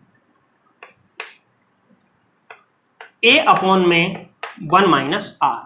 ये उसका फॉर्मूला होता है, n पदों का योग, Sn से भी इसको व्यक्त किया जाता है। यहां पे देखो Sn बराबर अनंत पदों का योग, तो A का मान 1/1 R का मान 1/2। सॉल्व करेंगे 1/1/2 और 2 ऊपर पहुंच जाएगा, तो n पदों का योग कितना आ गया? 2 आ गया। तो C इक्वलेंट बराबर C इंटू इन अनंत पदों का योग कितना आ गया? 2। तो C इक्वलेंट बराबर आंसर आ गया 2C। ये इसका जवाब है। ठीक है, तो वापस देख लो एक बार, यहां पर 1 और आधा 1.5 पौने 2, अभी 2 नहीं हुआ, फिर नहीं होगा, फिर नहीं होगा, फिर नहीं होगा। अनंत पदों को जब जोड़ोगे तो लगभग क्या हो जाएगा? एग्जैक्ट तो कभी हो ही नहीं सकता, लेकिन अगर मैं कहूं कि इसका आंसर आएगा 1.999, और 9 को इतनी बार रिपीट करें हम, अनंत पद है इसलिए इतना उसका आंसर आएगा इंटू C। तो मैं इस आंसर को लगभग यही तो मानूंगा यार। एक बार 9 आने पे 2 मान लिया जाता है, जबकि यहां पे तो पता नहीं कितने बार 9 आएगा। तो इसका एग्जैक्ट आंसर तो भैया ये वाला होगा अगर हम देखें तो, और इसका लगभग आंसर ये हो जाएगा, और यही सही है। ठीक है, कैलकुलेशन वो काम में नहीं लेंगे, यही काम में लिया जाता है। तो इस तरह टाइप 3 खत्म। इसमें ये 2 ही तरीके के सवाल आते हैं। अब आते हैं टाइप 4। चौथे टाइप के सवाल हैं व्हीटस्टोन ब्रिज से संबंधित प्रश्न। ये क्या बीमारी है भाई? व्हीट माने गेहूं, स्टोन माने पत्थर, ब्रिज माने पुल, गेहूं पत्थर से बना पुल। वाह! तो मैं तुमको बता दूं कि ऐसा नामकरण मत कर देना इसका कि गेहूं पत्थर वाले क्वेश्चन, नहीं तो कोई पीटेगा। ठीक, व्हीटस्टोन एक साइंटिस्ट का नाम है। व्हीटस्टोन जो है वो एक साइंटिस्ट का नाम है, और उसने एक विशेष परिपथ दिया था, एक बहुत बड़ी प्रॉब्लम को सॉल्व किया था। अभी देख लेते हैं क्या है वो प्रॉब्लम, कैसे इसने सॉल्व कर दिया था उसको। तो सबसे पहले देखो इसकी थ्योरी बताता हूं पहले मैं, फिर किसके क्वेश्चन करा देंगे। क्वेश्चन तो इसके सब थ्योरी पे बेस्ड है, क्वेश्चन तो इसका दिखते ही कर दोगे तुम, कोई दिक्कत नहीं है, थ्योरी इसकी इंपॉर्टेंट है। देखो व्हीटस्टोन ब्रिज से संबंधित प्रश्न, ये टॉपिक तो हमारे सिलेबस में नहीं है, बट इसके न्यूमेरिकल खूब सारे दे रखे हैं हमारी बुक में, इसलिए हमको टॉपिक पढ़ना पड़ेगा। अगर कोई बच्चा टॉपिक नहीं पढ़ना चाहता तो सीधी कंडीशन याद रख ले, मैं तो टॉपिक पढ़ाऊंगा, लेकिन नहीं पढ़ना चाहता तो लास्ट में जो निकल के आएगा ना वो सीख लेना, बस क्वेश्चन हो जाएंगे। पूरा पढ़ो तो बढ़िया, नहीं पढ़ो तो और भी बढ़िया। अगर मान के चलो व्हीटस्टोन ने बताया कि ऐसे कोई एक परिपथ है, इस तरीके से देखना कैसे एक परिपथ है, एक ऐसा परिपथ बनाया इसने जिसको व्हीटस्टोन परिपथ कहते हैं। इस परिपथ को व्हीटस्टोन परिपथ कहते हैं और इस पर 4 संधारित्र ऐसे इसकी साइड में जोड़ दिए और एक संधारित्र जोड़ दिया कहां पे, बीच में, यहां पर। इन संधारित्रों का नाम कुछ भी दे दो, C1, C2, यहां पे C3 और ये वाला C4, ठीक है। 1 और 3 एक साइड में है, 2 और 4 एक साइड में है, और इसको दे दिया C5। इस बिंदु का नाम दे दिया A, इस बिंदु का नाम दे दिया B, इस बिंदु का नाम C और इस बिंदु का नाम D। देखो अगर मैं तुमसे पूछूं कि इस परिपथ में A और C के बीच में तुल्य धारिता निकालो, तो तुम नहीं निकाल सकते, किसी भी मेथड से नहीं निकाल सकते, ठीक है। तो फिर कैसे निकलती है ऐसे परिपथों की धारिता? ऐसे परिपथ में देखो निकल तो जाएगी, लेकिन ऐसा परिपथ हमारे में है नहीं, हमारे में सिर्फ व्हीटस्टोन का सिंपल परिपथ है। इधर देखो, इसमें अगर बीच वाला संधारित्र हट जाए कैसे भी, अगर मैं इसको हटा दूं तो फिर तो ये बचा, देखना गौर से, ऐसे ऐसे ऐसे ऐसे, फिर तो ये बचा और ये बचा, फिर तो इसको कोई भी सॉल्व कर देगा, 10th क्लास के बच्चे सॉल्व कर देंगे। अगर संधारित्र की जगह प्रतिरोध लगा दिया जाए इसमें, तो प्रतिरोध और संधारित्र में अंतर तुम जानते ही हो, तो सेम उसी तरीके से होगा। पर ये बीच वाली बीमारी, मतलब यहां से यहां तक जो जुड़ रहा है, देखना ये और ये परिपथ सेम है। अगर मैं इसको पकड़ के थोड़ा सा ऐसे कर दूं तो सेम हो जाएगा, ठीक है। इस बीच वाली C5 को हटा दें तो ये सरल हो जाता है। तो C5 को किस किस कंडीशन में हटाया जाएगा वो कंडीशन हम यहाँ पे निकालेंगे। तुम निकालना चाहो तो निकालो, नहीं तो सिर्फ पढ़ लेना कंडीशन कि ये कंडीशन होती क्या है। अब कई बच्चे बोलेंगे साहब कंडीशन क्यों पढ़ें जब सिलेबस में नहीं है। अरे टॉपिक सिलेबस में नहीं है, इसके न्यूमेरिकल तो सिलेबस में है, और जब न्यूमेरिकल है तो कंडीशन याद रखनी पड़ेगी। चलो, तुम इस टॉपिक से बच वैसे भी नहीं सकते, प्रतिरोध में तो ये कंप्लीट पढ़ना पड़ेगा। चैप्टर नंबर 6 के अंदर पूरे चैप्टर का नाम ही व्हीटस्टोन ब्रिज है, व्हीटस्टोन ब्रिज पे आधारित ही है पूरा चैप्टर, जहां पे व्हीटस्टोन ब्रिज, मीटर ब्रिज, ये सारी चीजें इस पे याद आ रहे थे। तो टॉपिक से तो नहीं बच सकते, इसलिए यही ढंग से पढ़ लेना, क्या मतलब है। C5 को हटाना हो तो व्हीटस्टोन ने इसके लिए कंडीशन बताई। C5 कब हटेगा? C5 कब हटेगा? जब इस बिंदु और इस बिंदु का विभव समान हो जाए। बोलो हाँ या ना। इस बिंदु का विभव इस बिंदु के विभव के समान हो जाए तो इनके बीच में विभवांतर जीरो, धारा बहना बंद, तो इसमें आवेश प्रवाह बंद, तो इस पर कोई भी आवेश नहीं आएगा। तो ये कंडीशन लगा दो, हम जानते हैं जब VV बराबर VD हो, मतलब ये है B बिंदु का विभव D बिंदु के विभव के समान हो, तो यह अवस्था, तो शॉर्ट में पढ़ा रहा हूं यहाँ पे, वैसे मैं ज्यादा बड़ा नहीं पढ़ा रहा, वहां पे तो पूरा पढ़ाऊंगा इसको। जब VV बराबर VD हो तो इसे व्हीटस्टोन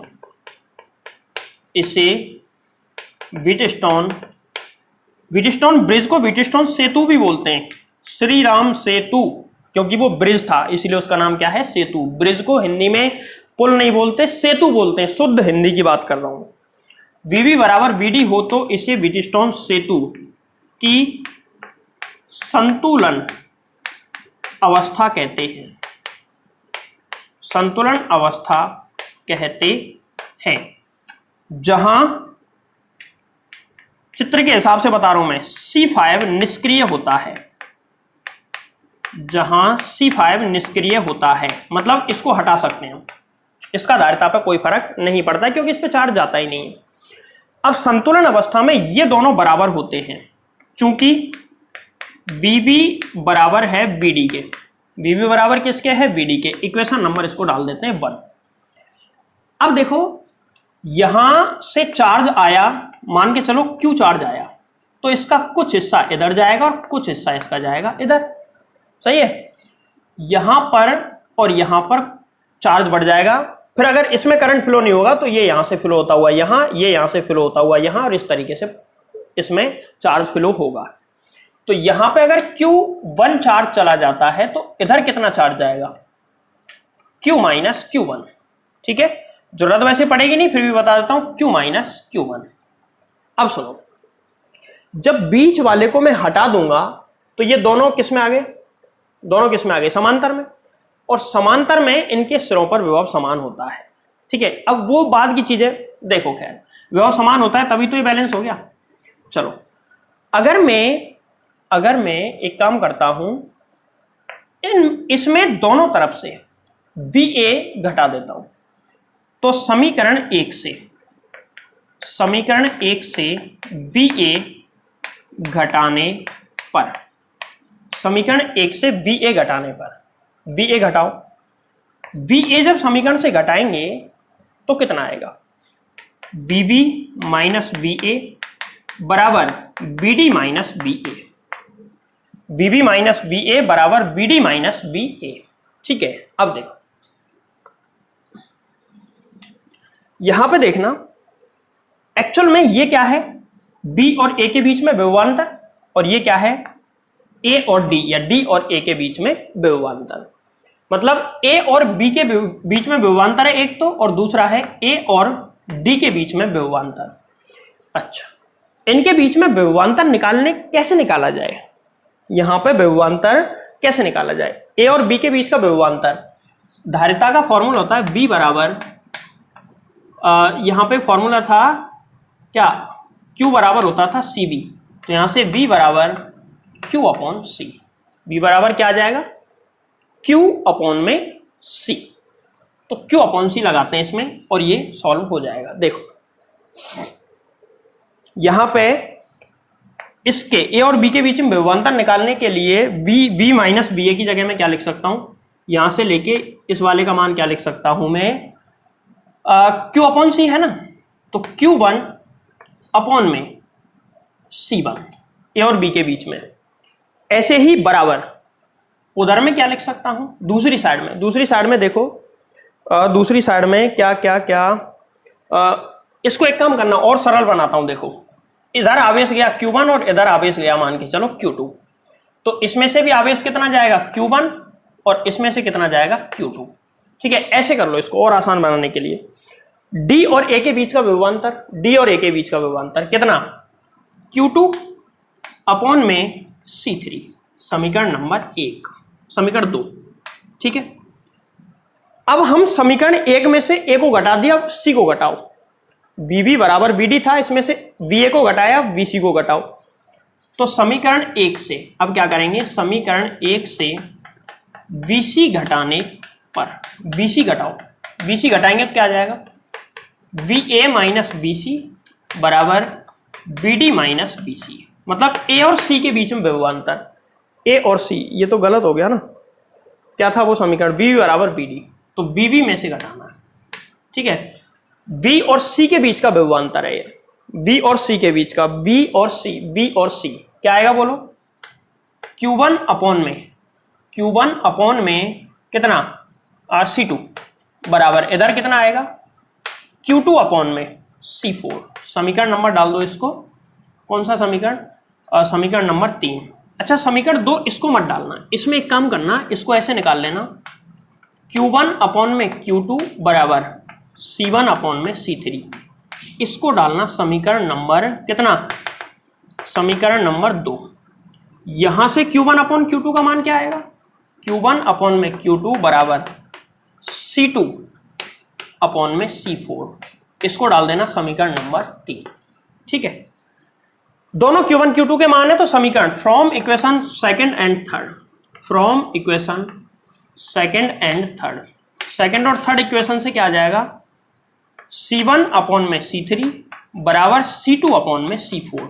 क्या मैं इसको ऐसे भी लिख सकता हूं, C2 को यहां और C3 को यहां, C2 को यहां, C1 अपॉन में C2 बराबर C3 अपॉन में C4, बोलो सही है, ये भी सही है, ये भी सही है।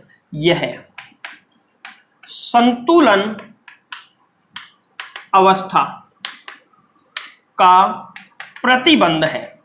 प्रतिबंध, प्रतिबंध मतलब शर्त, प्रतिबंध मतलब क्या होता है, शर्त। अगर किसी संधारित्र ऐसे परिपथ में ये चीज सिद्ध हो जाए तो हम बीच वाले को डायरेक्ट हटा देंगे, क्योंकि ये चीज तभी सिद्ध हुई है जब बीच वाले को हटा दिया है। ये दोनों बराबर हो गए तभी ये चीजें सिद्ध हुई हैं। तो अगर ऐसा किसी परिपथ में सिद्ध हो जाए तो बीच वाले को हम हटा सकते हैं। तो ये इसकी संतुलन अवस्था की शर्त है। अब देखो बीच वाले को हटा दोगे तो डायरेक्ट इसका आंसर निकल जाएगा। ये C1 C2 को सॉल्व कर लेंगे श्रेणी में, फिर C3 C4 को सॉल्व कर लेंगे, दोनों को समांतर में सॉल्व करके जो भी आंसर आ जाएगा आ जाएगा। क्लियर है? ये तो था व्हीटस्टोन ब्रिज। अब इसके सवाल देखो। देखो व्हीटस्टोन ब्रिज पर आधारित 3 सवाल मैंने लिखे हैं यहाँ पे, और सभी सवालों का ये जो 3 क्वेश्चन दिख रहे हैं इनका सबका क्वेश्चन एक ही है कि ए और बी के बीच में परिपथ की तुल्यधारिता ज्ञात करो। सबसे पहले पहला वाला तो क्लियर दिख रहा है, व्हीटस्टोन ब्रिज है।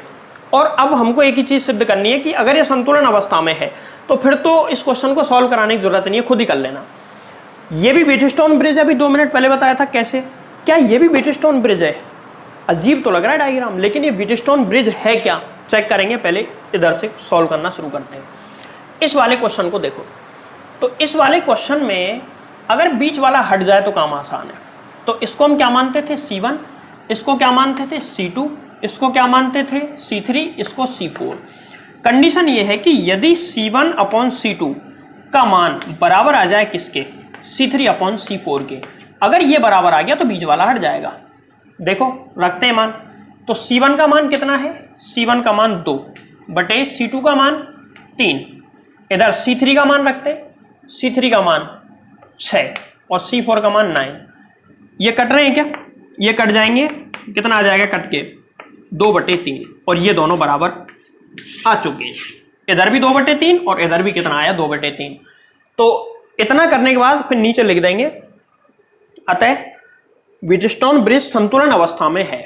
यहां 4 माइक्रोफैरड धारिता का संधारित्र निष्क्रिय है, अर्थात यह आवेश ग्रहण नहीं करेगा, और नहीं करेगा तो मत करे भाई, फिर तो काम आसान है।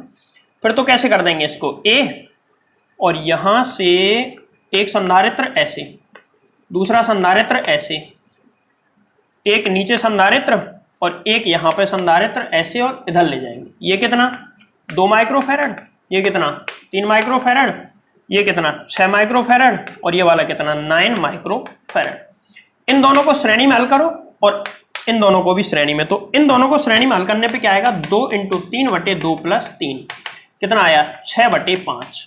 इन दोनों को हल करो तो 6 × 9/6 + 9 कितना आया 9 × 6 = 54 बटे 9 और 6 कितना 14। कट रहा है तो काट दो 2 से, 2 से कट रहा है ना, तो कितना 27/7। तो अब कंडीशन ये हो चुकी है कि ऊपर वाले दोनों को मिलाकर कितना आया, ऊपर वाले दोनों को मिलाकर कितना आया 6/5 और नीचे वालों को 27/7। अब ये दोनों समांतर में तो C इक्वलेंट बराबर 6/5 + 27/7। अब इससे ज्यादा मुझसे उम्मीद ना करें कि इससे आगे मैं तुमको सॉल्व करके बता पाऊंगा। ठीक, इस तरीके से सवाल होगा। तो इसको एक बार नोट कर लें, फिर दूसरे सवाल पे चलते हैं। अच्छा, दूसरा सवाल मैं तुमको सॉल्व करने के लिए दे रहा हूं, और तुमको सॉल्व करके ये बताना है कि ये व्हीटस्टोन जो ब्रिज है संतुलन अवस्था में है या नहीं। देखो ये वाला क्या होता है C1, ये वाला C2, ये वाला C3, ये वाला C4। तो इधर 1/5 और इधर 3/15 भी 1/5 आ जाएगा, तो बीच वाला हट जाएगा, और इसको सॉल्व कर लेना। ठीक है, लास्ट वाले सवाल पे आते हैं। लास्ट वाला सवाल, सबसे पहले तो बात यह है कि ये व्हीटस्टोन ब्रिज है क्या।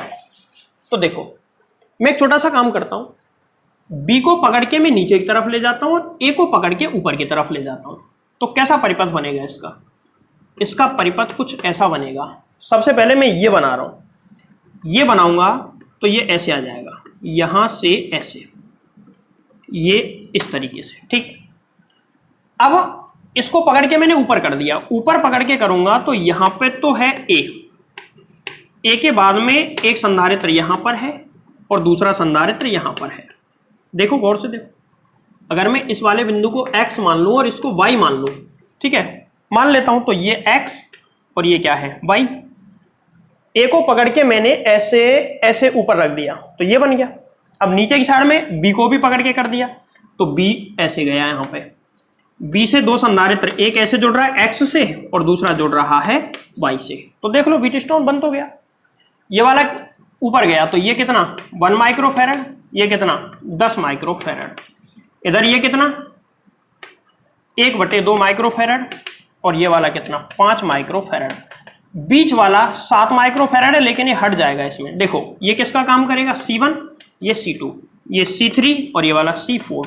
संतुलन में है करके देख लेना, संतुलन में है ये, ठीक है, संतुलन में है तो इसको निकाल के देख लेना, जो भी आंसर आए खुद सॉल्व कर लेना। जरूरत नहीं है कमेंट करने की और जरूरत नहीं है पूछने की मुझसे, तो ये जो भी इसका आंसर आए कर लेना। एक लास्ट सवाल, इसमें अच्छा सवाल हम देख लेते हैं। चौथा सवाल देखो, इस परिपथ की तुल्य धारिता निकालनी है।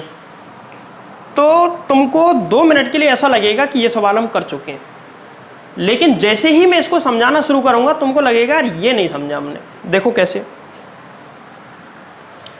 अगर मैं यहां से यहां तक सिर्फ एक तार जोड़ता तो ये सवाल मैं करा चुका हूं, तीनों समांतर में आ जाते हैं उसमें, लेकिन यहां पर तार नहीं जोड़ा है, तार पर संधारित्र जोड़ा है। इस सवाल को डायरेक्ट सॉल्व कर पाना संभव नहीं है। क्यों नहीं कर सकते? कि अगर तुम इसको समांतर मानते हो तो ये बीमारी अटक रही है, इसको इसके समांतर मानते हो तो ये फिर से अड़ गया। तो इसको कैसे सॉल्व करोगे? सॉल्व करने का तरीका समझ लो। सबसे पहले बीच वाला जो बिंदु है ना, इसको मान लेते हैं x और इसको मान लेते हैं y। ठीक है, ये x मान लिया और ये y मान लिया, तो इसको व्हीटस्टोन ब्रिज बन जाएगा। ये कैसे बनेगा तुमको तो तरीका बता रहा हूं मैं, अपने आप बन जाएगा। व्हीटस्टोन से हमको कोई मतलब नहीं। सबसे पहले एक्स वाई लाइन खींच देते हैं यहाँ पे। ये तो है x और दूसरा है y, एक्स वाई हो गया। x और y के बीच में एक संधारित्र जुड़ा हुआ है जिसकी धारिता है c। अब हम क्या करते हैं, देखो x का इधर वाला सिरा a से जुड़ रहा है और y का भी एक सिरा a से जुड़ रहा है, तो a को मैं यहां लिख देता हूं ऊपर, ये a है। ठीक है, x का एक सिरा इससे भी जुड़ रहा है और y का भी सिरा जुड़ रहा है, ऊपर है a बिंदु ऐसे, और इन दोनों पे संधारित्र है, इस पे भी संधारित्र और इस पे भी क्या है संधारित्र। अब सेम सिचुएशन किसके साथ है? b के साथ। यहां पे लास्ट में क्या है b, b के साथ भी वही है। ये है b point, b point x से भी जुड़ रहा है और y से भी जुड़ रहा है। देखो b पॉइंट ये रहा, b पॉइंट x से भी जुड़ रहा है और b पॉइंट y से भी जुड़ रहा है, लेकिन एक एक संधारित्र के साथ। तो यहां पे एक कैपेसिटर लगा देंगे, यहां पर भी लगा देंगे, तो देखो बन गया Wheatstone. C all is C, तो C1/C2 C3/C4 बराबर हो गए। यहाँ पे बीच वाला खत्म, बीच वाला खत्म, तो ये C और C C/2, C और C C/2 समांतर में करेंगे तो इसका C इक्विवेलेंट बराबर आंसर आ गया C। देख लो भैया, इस तरह बहुत आसान सवाल बन जाएगा। एक बहुत बढ़िया सवाल करते हैं इसका और उसके बाद में व्हीटस्टोन वाले क्वेश्चन खत्म। क्वेश्चन नंबर 5 और क्वेश्चन नंबर 6 व्हीटस्टोन ब्रिज पे आधारित हैं दोनों, समझ लो। 6 को समझो पहले तो। यहां पे एक साथ 2 व्हीटस्टोन ब्रिज हैं, एक तो यहां से यहां तक ये वाला व्हीटस्टोन ब्रिज है और फिर एक ये वाला व्हीटस्टोन ब्रिज है जिसमें से ये दोनों में कॉमन आ रहे हैं बीच वाले C और C। तो देखो C1/C2 बराबर C3/C4 आ रहा है, तो ये हट जाएगा यहां से।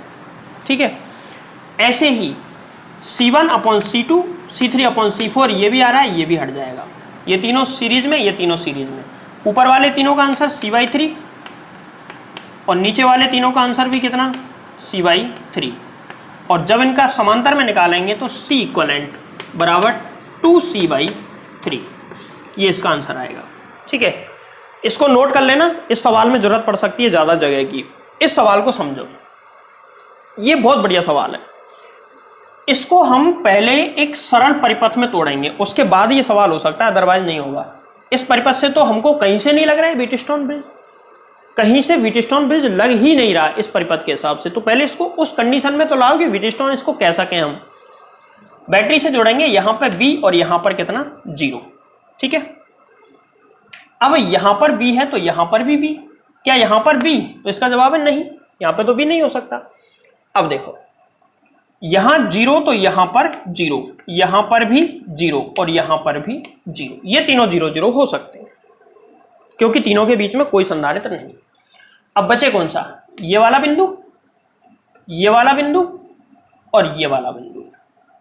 इस बिंदु पे तो मैं क्या लिख सकता हूं V, क्योंकि यहां से यहां तक कोई नहीं है संधारित्र। इन बिंदुओं पे कितना होगा ये हमको पता लगाना है। तो इन पे देखो, मैं मान लेता हूं यहां पे x मान लेता हूं, तो यहां से यहां तक कोई दूसरा संधारित्र नहीं है तो ये भी x होगा। इसको मान लेता हूं y, x और y हो गए। चलो इसका दूसरा परिपथ मैं बनाता हूं। तो दूसरा परिपथ, इसको उतार लेना, एक बार वीडियो को यहां पे रोक लो, क्वेश्चन नंबर 6 को उतार लो, उसको 5 डाल देना, इसको 6 डाल देना। छठवें वाले क्वेश्चन, ये जो 5वां वाला क्वेश्चन है, ये जो 5 लिखा हुआ है ये क्वेश्चन, इसको चाहो तो पढ़ो, नहीं चाहो तो मत पढ़ो, बाकी सब पढ़ने पड़ेंगे, सब सिलेबस में, ये नहीं है बस, ठीक है।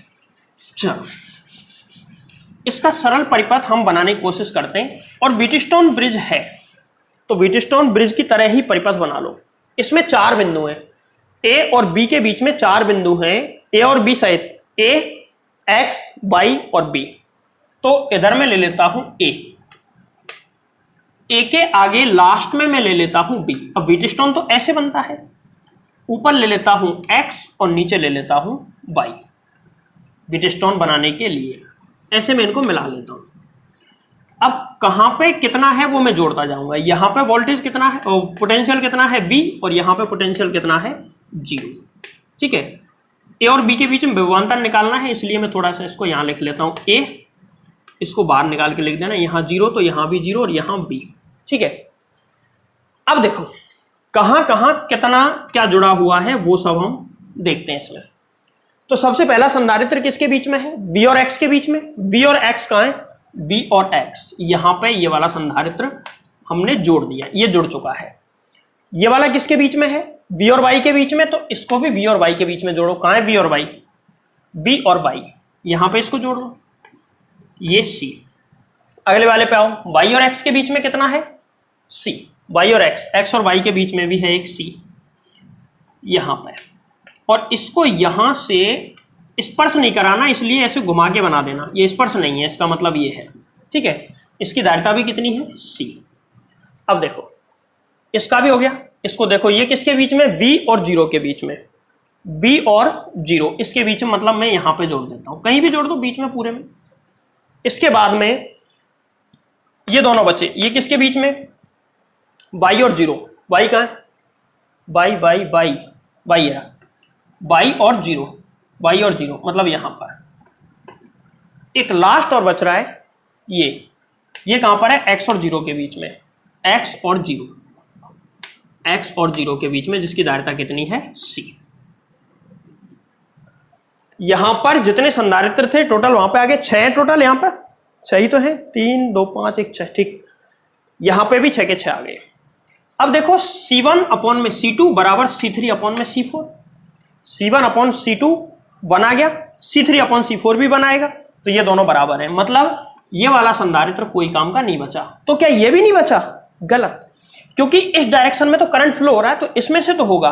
तो इसका अगला डायग्राम कैसे बनेगा, इस बीच वाले को हटाने के बाद यहां पे ए के बाद में एक संधारित्र ऐसे, इसके बाद में एक संधारित्र ऐसे, यहां से दूसरा संधारित्र ऐसे यहां तक, इधर आ जाएगा B पॉइंट, इधर A पॉइंट है, यहां से एक संधारित्र और यहां से एक संधारित्र के साथ ऐसे C C C C और C। इसको अब सॉल्व कर लो। कैसे सॉल्व करोगे, देखो इसको सॉल्व कैसे करोगे, C और C, C/2 और ये C। तो एक तो ऊपर वाला आ गया C/2, बीच वाला आ गया कितना C, और नीचे वाला आ गया कितना C/2। इधर है A और इधर है B। आंसर निकालना चाहते हो तो इसका आंसर आएगा C इक्वलेंट बराबर 2C। कैसे आया, तीनों को जोड़ देंगे, C/2 C और C प्लस C 2C, ये इसका आंसर है। तो इस तरह व्हीटस्टोन खत्म होता है। ये एक बहुत बढ़िया सवाल था, अगर तुम वैसे नहीं पढ़ना चाहो तो छोड़ देना, बाकी पढ़ना चाहो तो बहुत अच्छा है, ये सबसे अलग है थोड़ा सा। लास्ट टाइप के सवाल, समांतर प्लेट संधारित्र संयोजन वाले सवाल, प्लेटों को आपस में कनेक्ट करके दे देगा, जैसा कि एक सवाल तुमको दिख रहा है। अब तुमसे पूछेगा कि ए और बी के बीच में तुल्य धारिता ज्ञात करो। ए और बी के बीच में तुल्य धारिता ज्ञात करो। समांतर प्लेट को कनेक्ट कर दिया, मतलब यहाँ पे 1 2 3 4 प्लेटें बराबर दूरी पे लगा दी, सबके बीच की दूरी है d। अब पूछ रहा है कि इस परिपथ की धारिता कितनी होगी। तो कितनी होगी अभी बताते हैं। देखो सबसे पहले ये A है ये B है, तो बैटरी को हम ऐसे जोड़ते हैं प्लस माइनस, तो A जुड़ेगा उच्च विभव यानी कि B से, पॉजिटिव से, और B किससे जुड़ेगा, नेगेटिव से। अब मैं बैटरी को हटा देता हूं। बैटरी को हर बार ऐसे जोड़ के देख लेना, परिपथ में तुमको पता चल जाएगा कितने संधारित्र कौन से क्रम में जुड़े हुए हैं। ठीक है, देखो प्लस से जोड़ेंगे तो इस पे क्या आ जाएगा, पॉजिटिव चार्ज, और इस वाले पे भी पॉजिटिव चार्ज आएगा। सही है। इसको माइनस से जोड़ा तो इस पे नेगेटिव चार्ज, और इस पे भी कौन सा चार्ज आएगा, नेगेटिव चार्ज। क्लियर। अब इन सभी प्लेटों के बीच की दूरी कैसी है, डी डी डी। यहां पे 3 संधारित्र तुमको दिख रहे होंगे। एक संधारित्र इन दोनों प्लेटों से बन रहा है, एक पे प्लस दूसरे पे माइनस।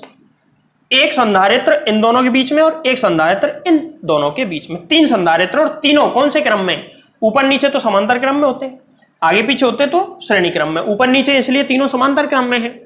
ऐसा मान लेता हूं कि सभी प्लेटों का क्षेत्रफल भी समान है। सभी प्लेटों का क्षेत्रफल है a, और यहां पे बिंदु डाल देता हूं, x y के बीच में तुल्य धारिता निकाल रहे हैं।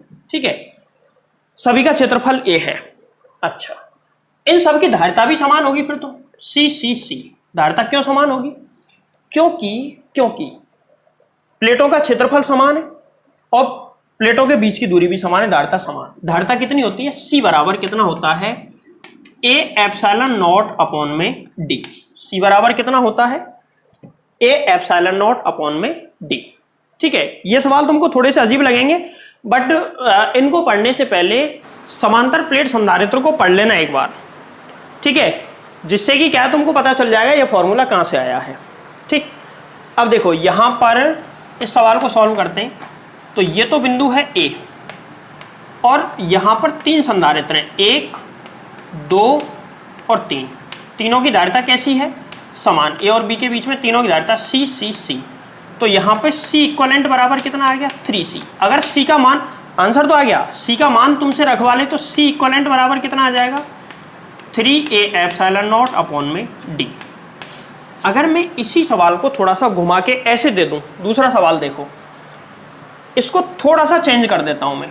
ये x बिंदु है, और अब की बार ये जो चिमटे जैसी प्लेटें दिख रही हैं इनको मैं ऐसे घुमा के कर देता हूं, थोड़ा सा दूसरी डिजाइन से। देखो अब की बार बताना मुझे कितनी धारिता आएगी। ऐसे बीच वाली जो चिमटे वाली प्लेट थी उसको ऐसे लगा देते हैं, ये B है। तो और इनके बीच की दूरी समान है, वही। अब बार बार नहीं लिखूंगा मैं, यहां पर D, ये वाली भी D और ये वाली भी D, सबकी दूरी समान। इस पर पॉजिटिव चार्ज आएगा तो नीचे वाले पे भी कौन सा चार्ज आएगा, पॉजिटिव चार्ज। इस पर नेगेटिव चार्ज आएगा तो इस पर भी नेगेटिव चार्ज। अब मैं तुमसे पूछता हूं कि इसमें कितने संधारित्र तुमको दिख रहे हैं। तो मुझे एक तो ये प्लेटों का क्षेत्रफल A A A A A, मतलब इसकी धारिता C, इसकी धारिता C, बीच वाले का पता लगेगा। अभी देखो ऊपर वाला संधारित्र है, एक प्लेट पे प्लस दूसरी पे माइनस, बिल्कुल संधारित्र है। नीचे वाला संधारित्र है, एक पे प्लस दूसरे पे माइनस, बिल्कुल संधारित्र है। क्या बीच वाला संधारित्र है, संधारित्र की दोनों समांतर प्लेटों पे नेगेटिव चार्ज हो सकता है, नहीं हो सकता। तो इसमें एक्चुअल में कितने संधारित्र समांतर क्रम में है, 2 या 3? तो उसका जवाब है 2, और 2 हैं तो ऐसे सॉल्व होगा इस तरीके से, एक संधारित्र और इसके बाद में दूसरा संधारित्र C C। आंसर में क्या आ जाएगा, 2a एप्सिलॉन नॉट अपॉन में d। ये C इक्वलेंट आ गया इसका। तो ऐसे करेंगे सवाल को। आगे चलते हैं कुछ और इस पे आधारित सवाल। क्वेश्चन नंबर 3 4 और 5 तुमको बताना है इनकी धारिता। देखो तीसरे को समझ लो पहले, तीसरा सिंपल है, इसको कर करा के फ्री करते हैं। तीसरे क्वेश्चन में A और B, अगर मैं A पे प्लस चार्ज देता हूं या फिर A को पॉजिटिव टर्मिनल जोड़ता हूं प्लस, इस पे भी क्या आएगा प्लस, और इस पे क्या आएगा माइनस। इनके बीच का जो गैप है वो ये, इसमें भी D है, इसमें भी D है। प्लेटों का क्षेत्रफल A A A। ठीक है, अब देखो यहां पे एक्चुअल में एक संधारित्र ये वाला और एक ये, 2 संधारित्र है। और दो, एक ये वाला और एक ये वाला, दो संधारित्र और दोनों समांतर क्रम में है। इस तरीके से एक संधारित्र और यहाँ पर दूसरा संधारित्र, और दोनों की धारिता समान होगी। इसकी धारिता C तो इसकी धारिता C, इसकी C इसकी C, तो फाइनल आंसर C इक्वलेंट बराबर 2C और C इक्वलेंट बराबर 2A epsilon naught upon D। तो सबसे पहले इसकी बीमारी को फिनिश कर दिया। अब अच्छे सवाल लिए हमने दो, ये तो हो गए बेसिक सवाल। ऐसे कितने ही सवाल तुमको बन के आ सकते हैं, उसमें तुमको ये ढूंढ लेना। अच्छे सवाल पढ़ते हैं कुछ।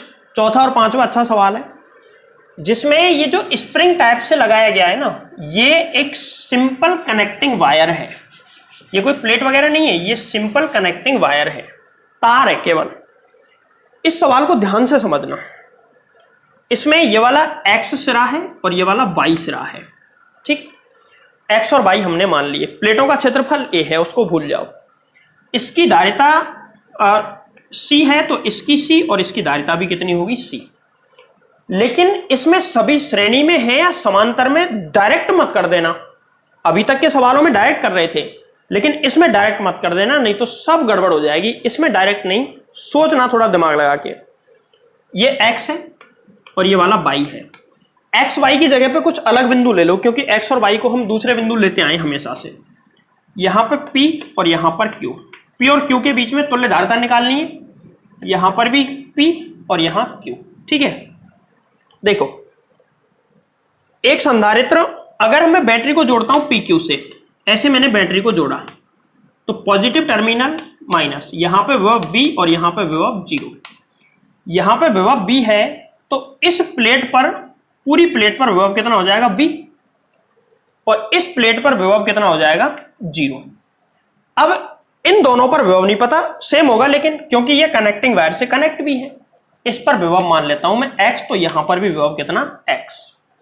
तो देखो, एक संधारित्र तो जुड़ रहा है x और v के बीच में, भाई यहां पे विभव b और यहां पे कितना, 0। x और v के बीच में एक संधारित्र है, दूसरा संधारित्र है b और x के बीच में, और तीसरा संधारित्र है x और 0 के बीच में। ये तीन संधारित्र यहां पे जोड़े गए हैं। चलो सॉल्व करते हैं इसको। हाँ, तो सबकी धारिता समान होगी, वो तो डाउट ही नहीं है, क्योंकि सभी प्लेटों का क्षेत्रफल समान है, दूरी भी समान है। तो यहां पर एक तो P बिंदु लेते हैं, और दूसरा कौन सा बिंदु है, Q। P और दूसरा है Q, बीच में एक बिंदु लेते हैं X। एक संधारित्र जुड़ा है, इसका विभव कितना, V, और इसका विभव कितना, 0, सही है। यहां पर X का विभव X ही है। एक संधारित्र जुड़ा है V और X के बीच में, V और X के बीच में एक संधारित्र यहां पे जोड़ दिया, बोलो ठीक। दूसरा संधारित्र जुड़ा है कहां पर, दूसरा संधारित्र कहां पे जुड़ा है, ये वाला V और X के बीच में, V और X के बीच में, X और V, और ये भी V और X के बीच में, मतलब ऐसे। ये दो हो गए V और X के बीच में, एक तो ये भी X और V के बीच में, ये भी X और V के बीच में, तीसरा X और 0 के बीच में, X और 0 के बीच में, C C C। ये समांतर में 2C और ये कितना, C। अगला परिपथ कैसे बनेगा इसका, अगला परिपथ ऐसे बनेगा इस तरीके से। ये तो कितना, 2C और ये कितना, C। इनिशियल पॉइंट P और फाइनल पॉइंट Q, ठीक है। अब मैं इसकी C इक्विवेलेंट निकालता हूं, तो कितना, 2C इंटू C अपॉन में 2C प्लस C। यहां से देखो C इक्विवेलेंट बराबर 2C स्क्वायर अपॉन में 3C। भाई 2C और C कितना हो गया, 3C। एक C से एक C कट गया, कितना आया, C इक्विवेलेंट बराबर 2C बाई 3। ये C इक्विवेलेंट की वैल्यू हमने निकाल दी, बोलो क्लियर है। अब C का मान अगर तुम रखना चाहो, तो C equivalent is equal to 3/2 A epsilon naught upon में D, 2A epsilon naught upon 3 दिया जाएगा इसका आंसर, अगर हम निकालना चाहें तो। कैसे निकाला है पूरी प्रक्रिया देख लो। पांचवा सवाल इसी मेथड से करना है, पूरा सॉल्व करके नहीं बताऊंगा, केवल परिपथ बनवा देता हूं। ये वाला P है, इसका विभव होगा B, ठीक है, इसका विभव होगा 0। अब यहां पे कोई विभव नहीं है और ये आपस में कनेक्टेड है, तो यहां पे विभव मान लेता हूं X, यहां पर भी कितना हो जाएगा, X, ठीक है। इन परिपथों में थोड़ा सा अंतर है, इस वाले में और इस वाले में।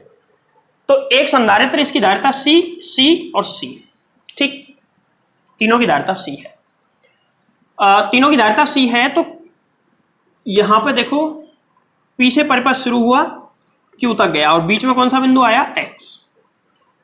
एक संधारित्र तो है X और B के बीच में, यहां पे विभव B और यहां पे विभव कितना, 0। एक संधारित्र तो यहां पर है जिसकी धारिता कितनी है, C।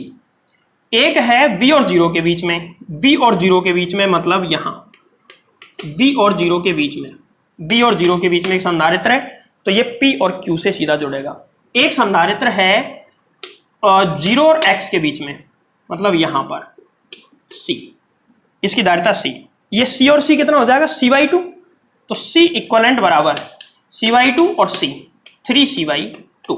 अगर C का मान लिखेंगे 3A/0 अपॉन में 2D, पहले का उल्टा आ गया। पहले आंसर में 2 ऊपर था 3 नीचे था, अब की बार आंसर में 3 ऊपर है और 2 कहां है, नीचे। तो इस तरीके से तुम ये सवाल सॉल्व कर सकते हो। मेरा मानना यह है कि सारे सवाल इसी मेथड से करना है। एक बार उतारो, फिर मैं तुमको हल्की सी एक हिंट और देता हूं जिससे कि तुम कभी डाउट में ना हो। उतार लो इसको, उतार लिया, ठीक है। देखो, जैसे मैंने तुमको स्टार्टिंग में एक सवाल दिया था ऐसा कि भाई ये तो P बिंदु है और ये वाला इधर बिंदु है कौन सा, Q। यहां पे देखो एक संधारित्र C और C, ठीक है, C 3 संधारित्र है, A और A। बीच की दूरी सब में D है, D और यहां पर भी कितनी, D, ठीक। अब इस जगह का, यहां पे देखो इस जगह का विभव कितना, B, क्योंकि P से जुड़ रहा है। इस जगह का विभव B, इस जगह का विभव कितना, इस जगह का विभव 0 और इस जगह का विभव 0। तो देखो ये भी V और 0 के बीच में है, ये भी V और 0 के बीच में है और ये भी V और 0 के बीच में है, इसीलिए तीनों समांतर हो गए थे। तो तुम चाहो तो इस मेथड से ही करना, बेसिक मेथड से। कैसे करोगे, एक साइड में तो P और दूसरी साइड में Q। यहां पर P के लिए विभव V और Q के लिए विभव कितना, 0, ठीक है। अब 3 संधारित्र हैं, ये भी किसके बीच में, 0 और B के बीच में, दूसरा भी V और 0 के बीच में और तीसरा भी V और 0 के बीच में। तो डायरेक्ट समांतर मैंने इसलिए बता दिया था तुमको। बाकी बेसिक मेथड से करें तो ज्यादा अच्छा है, जिससे कि मैंने सवाल नंबर 4 और 5 किए हैं, उसी मेथड से करोगे तो बहुत ही बढ़िया रहेगा, ठीक है। तो आज के लेक्चर में हमने कुछ अच्छे सवाल भी पढ़े, ज्यादातर तो ये सिलेबस के ही हैं, बट कुछ सवाल थोड़े से एडवांस भी थे, जैसे कि इसमें तो नहीं, पिछले वाले में एक सवाल मैंने करवाया था। इसके अलावा बुक में तुम्हारे जितने भी क्वेश्चन है वो तुम सॉल्व जरूर करना। तो आज का वीडियो लेक्चर काफी लंबा हो गया है ऑलरेडी, इसको मैं और नहीं बढ़ाना चाहता। कुछ न्यूमेरिकल्स और भी हैं जो कि अब एक टॉपिक करवाऊंगा पहले, उसके बाद में वो करवाऊंगा, जिससे कि सारे न्यूमेरिकल एक साथ आ जाएंगे, ठीक है। आज के वीडियो लेक्चर में इतना ही, मिलते हैं कल अगले वीडियो लेक्चर के साथ।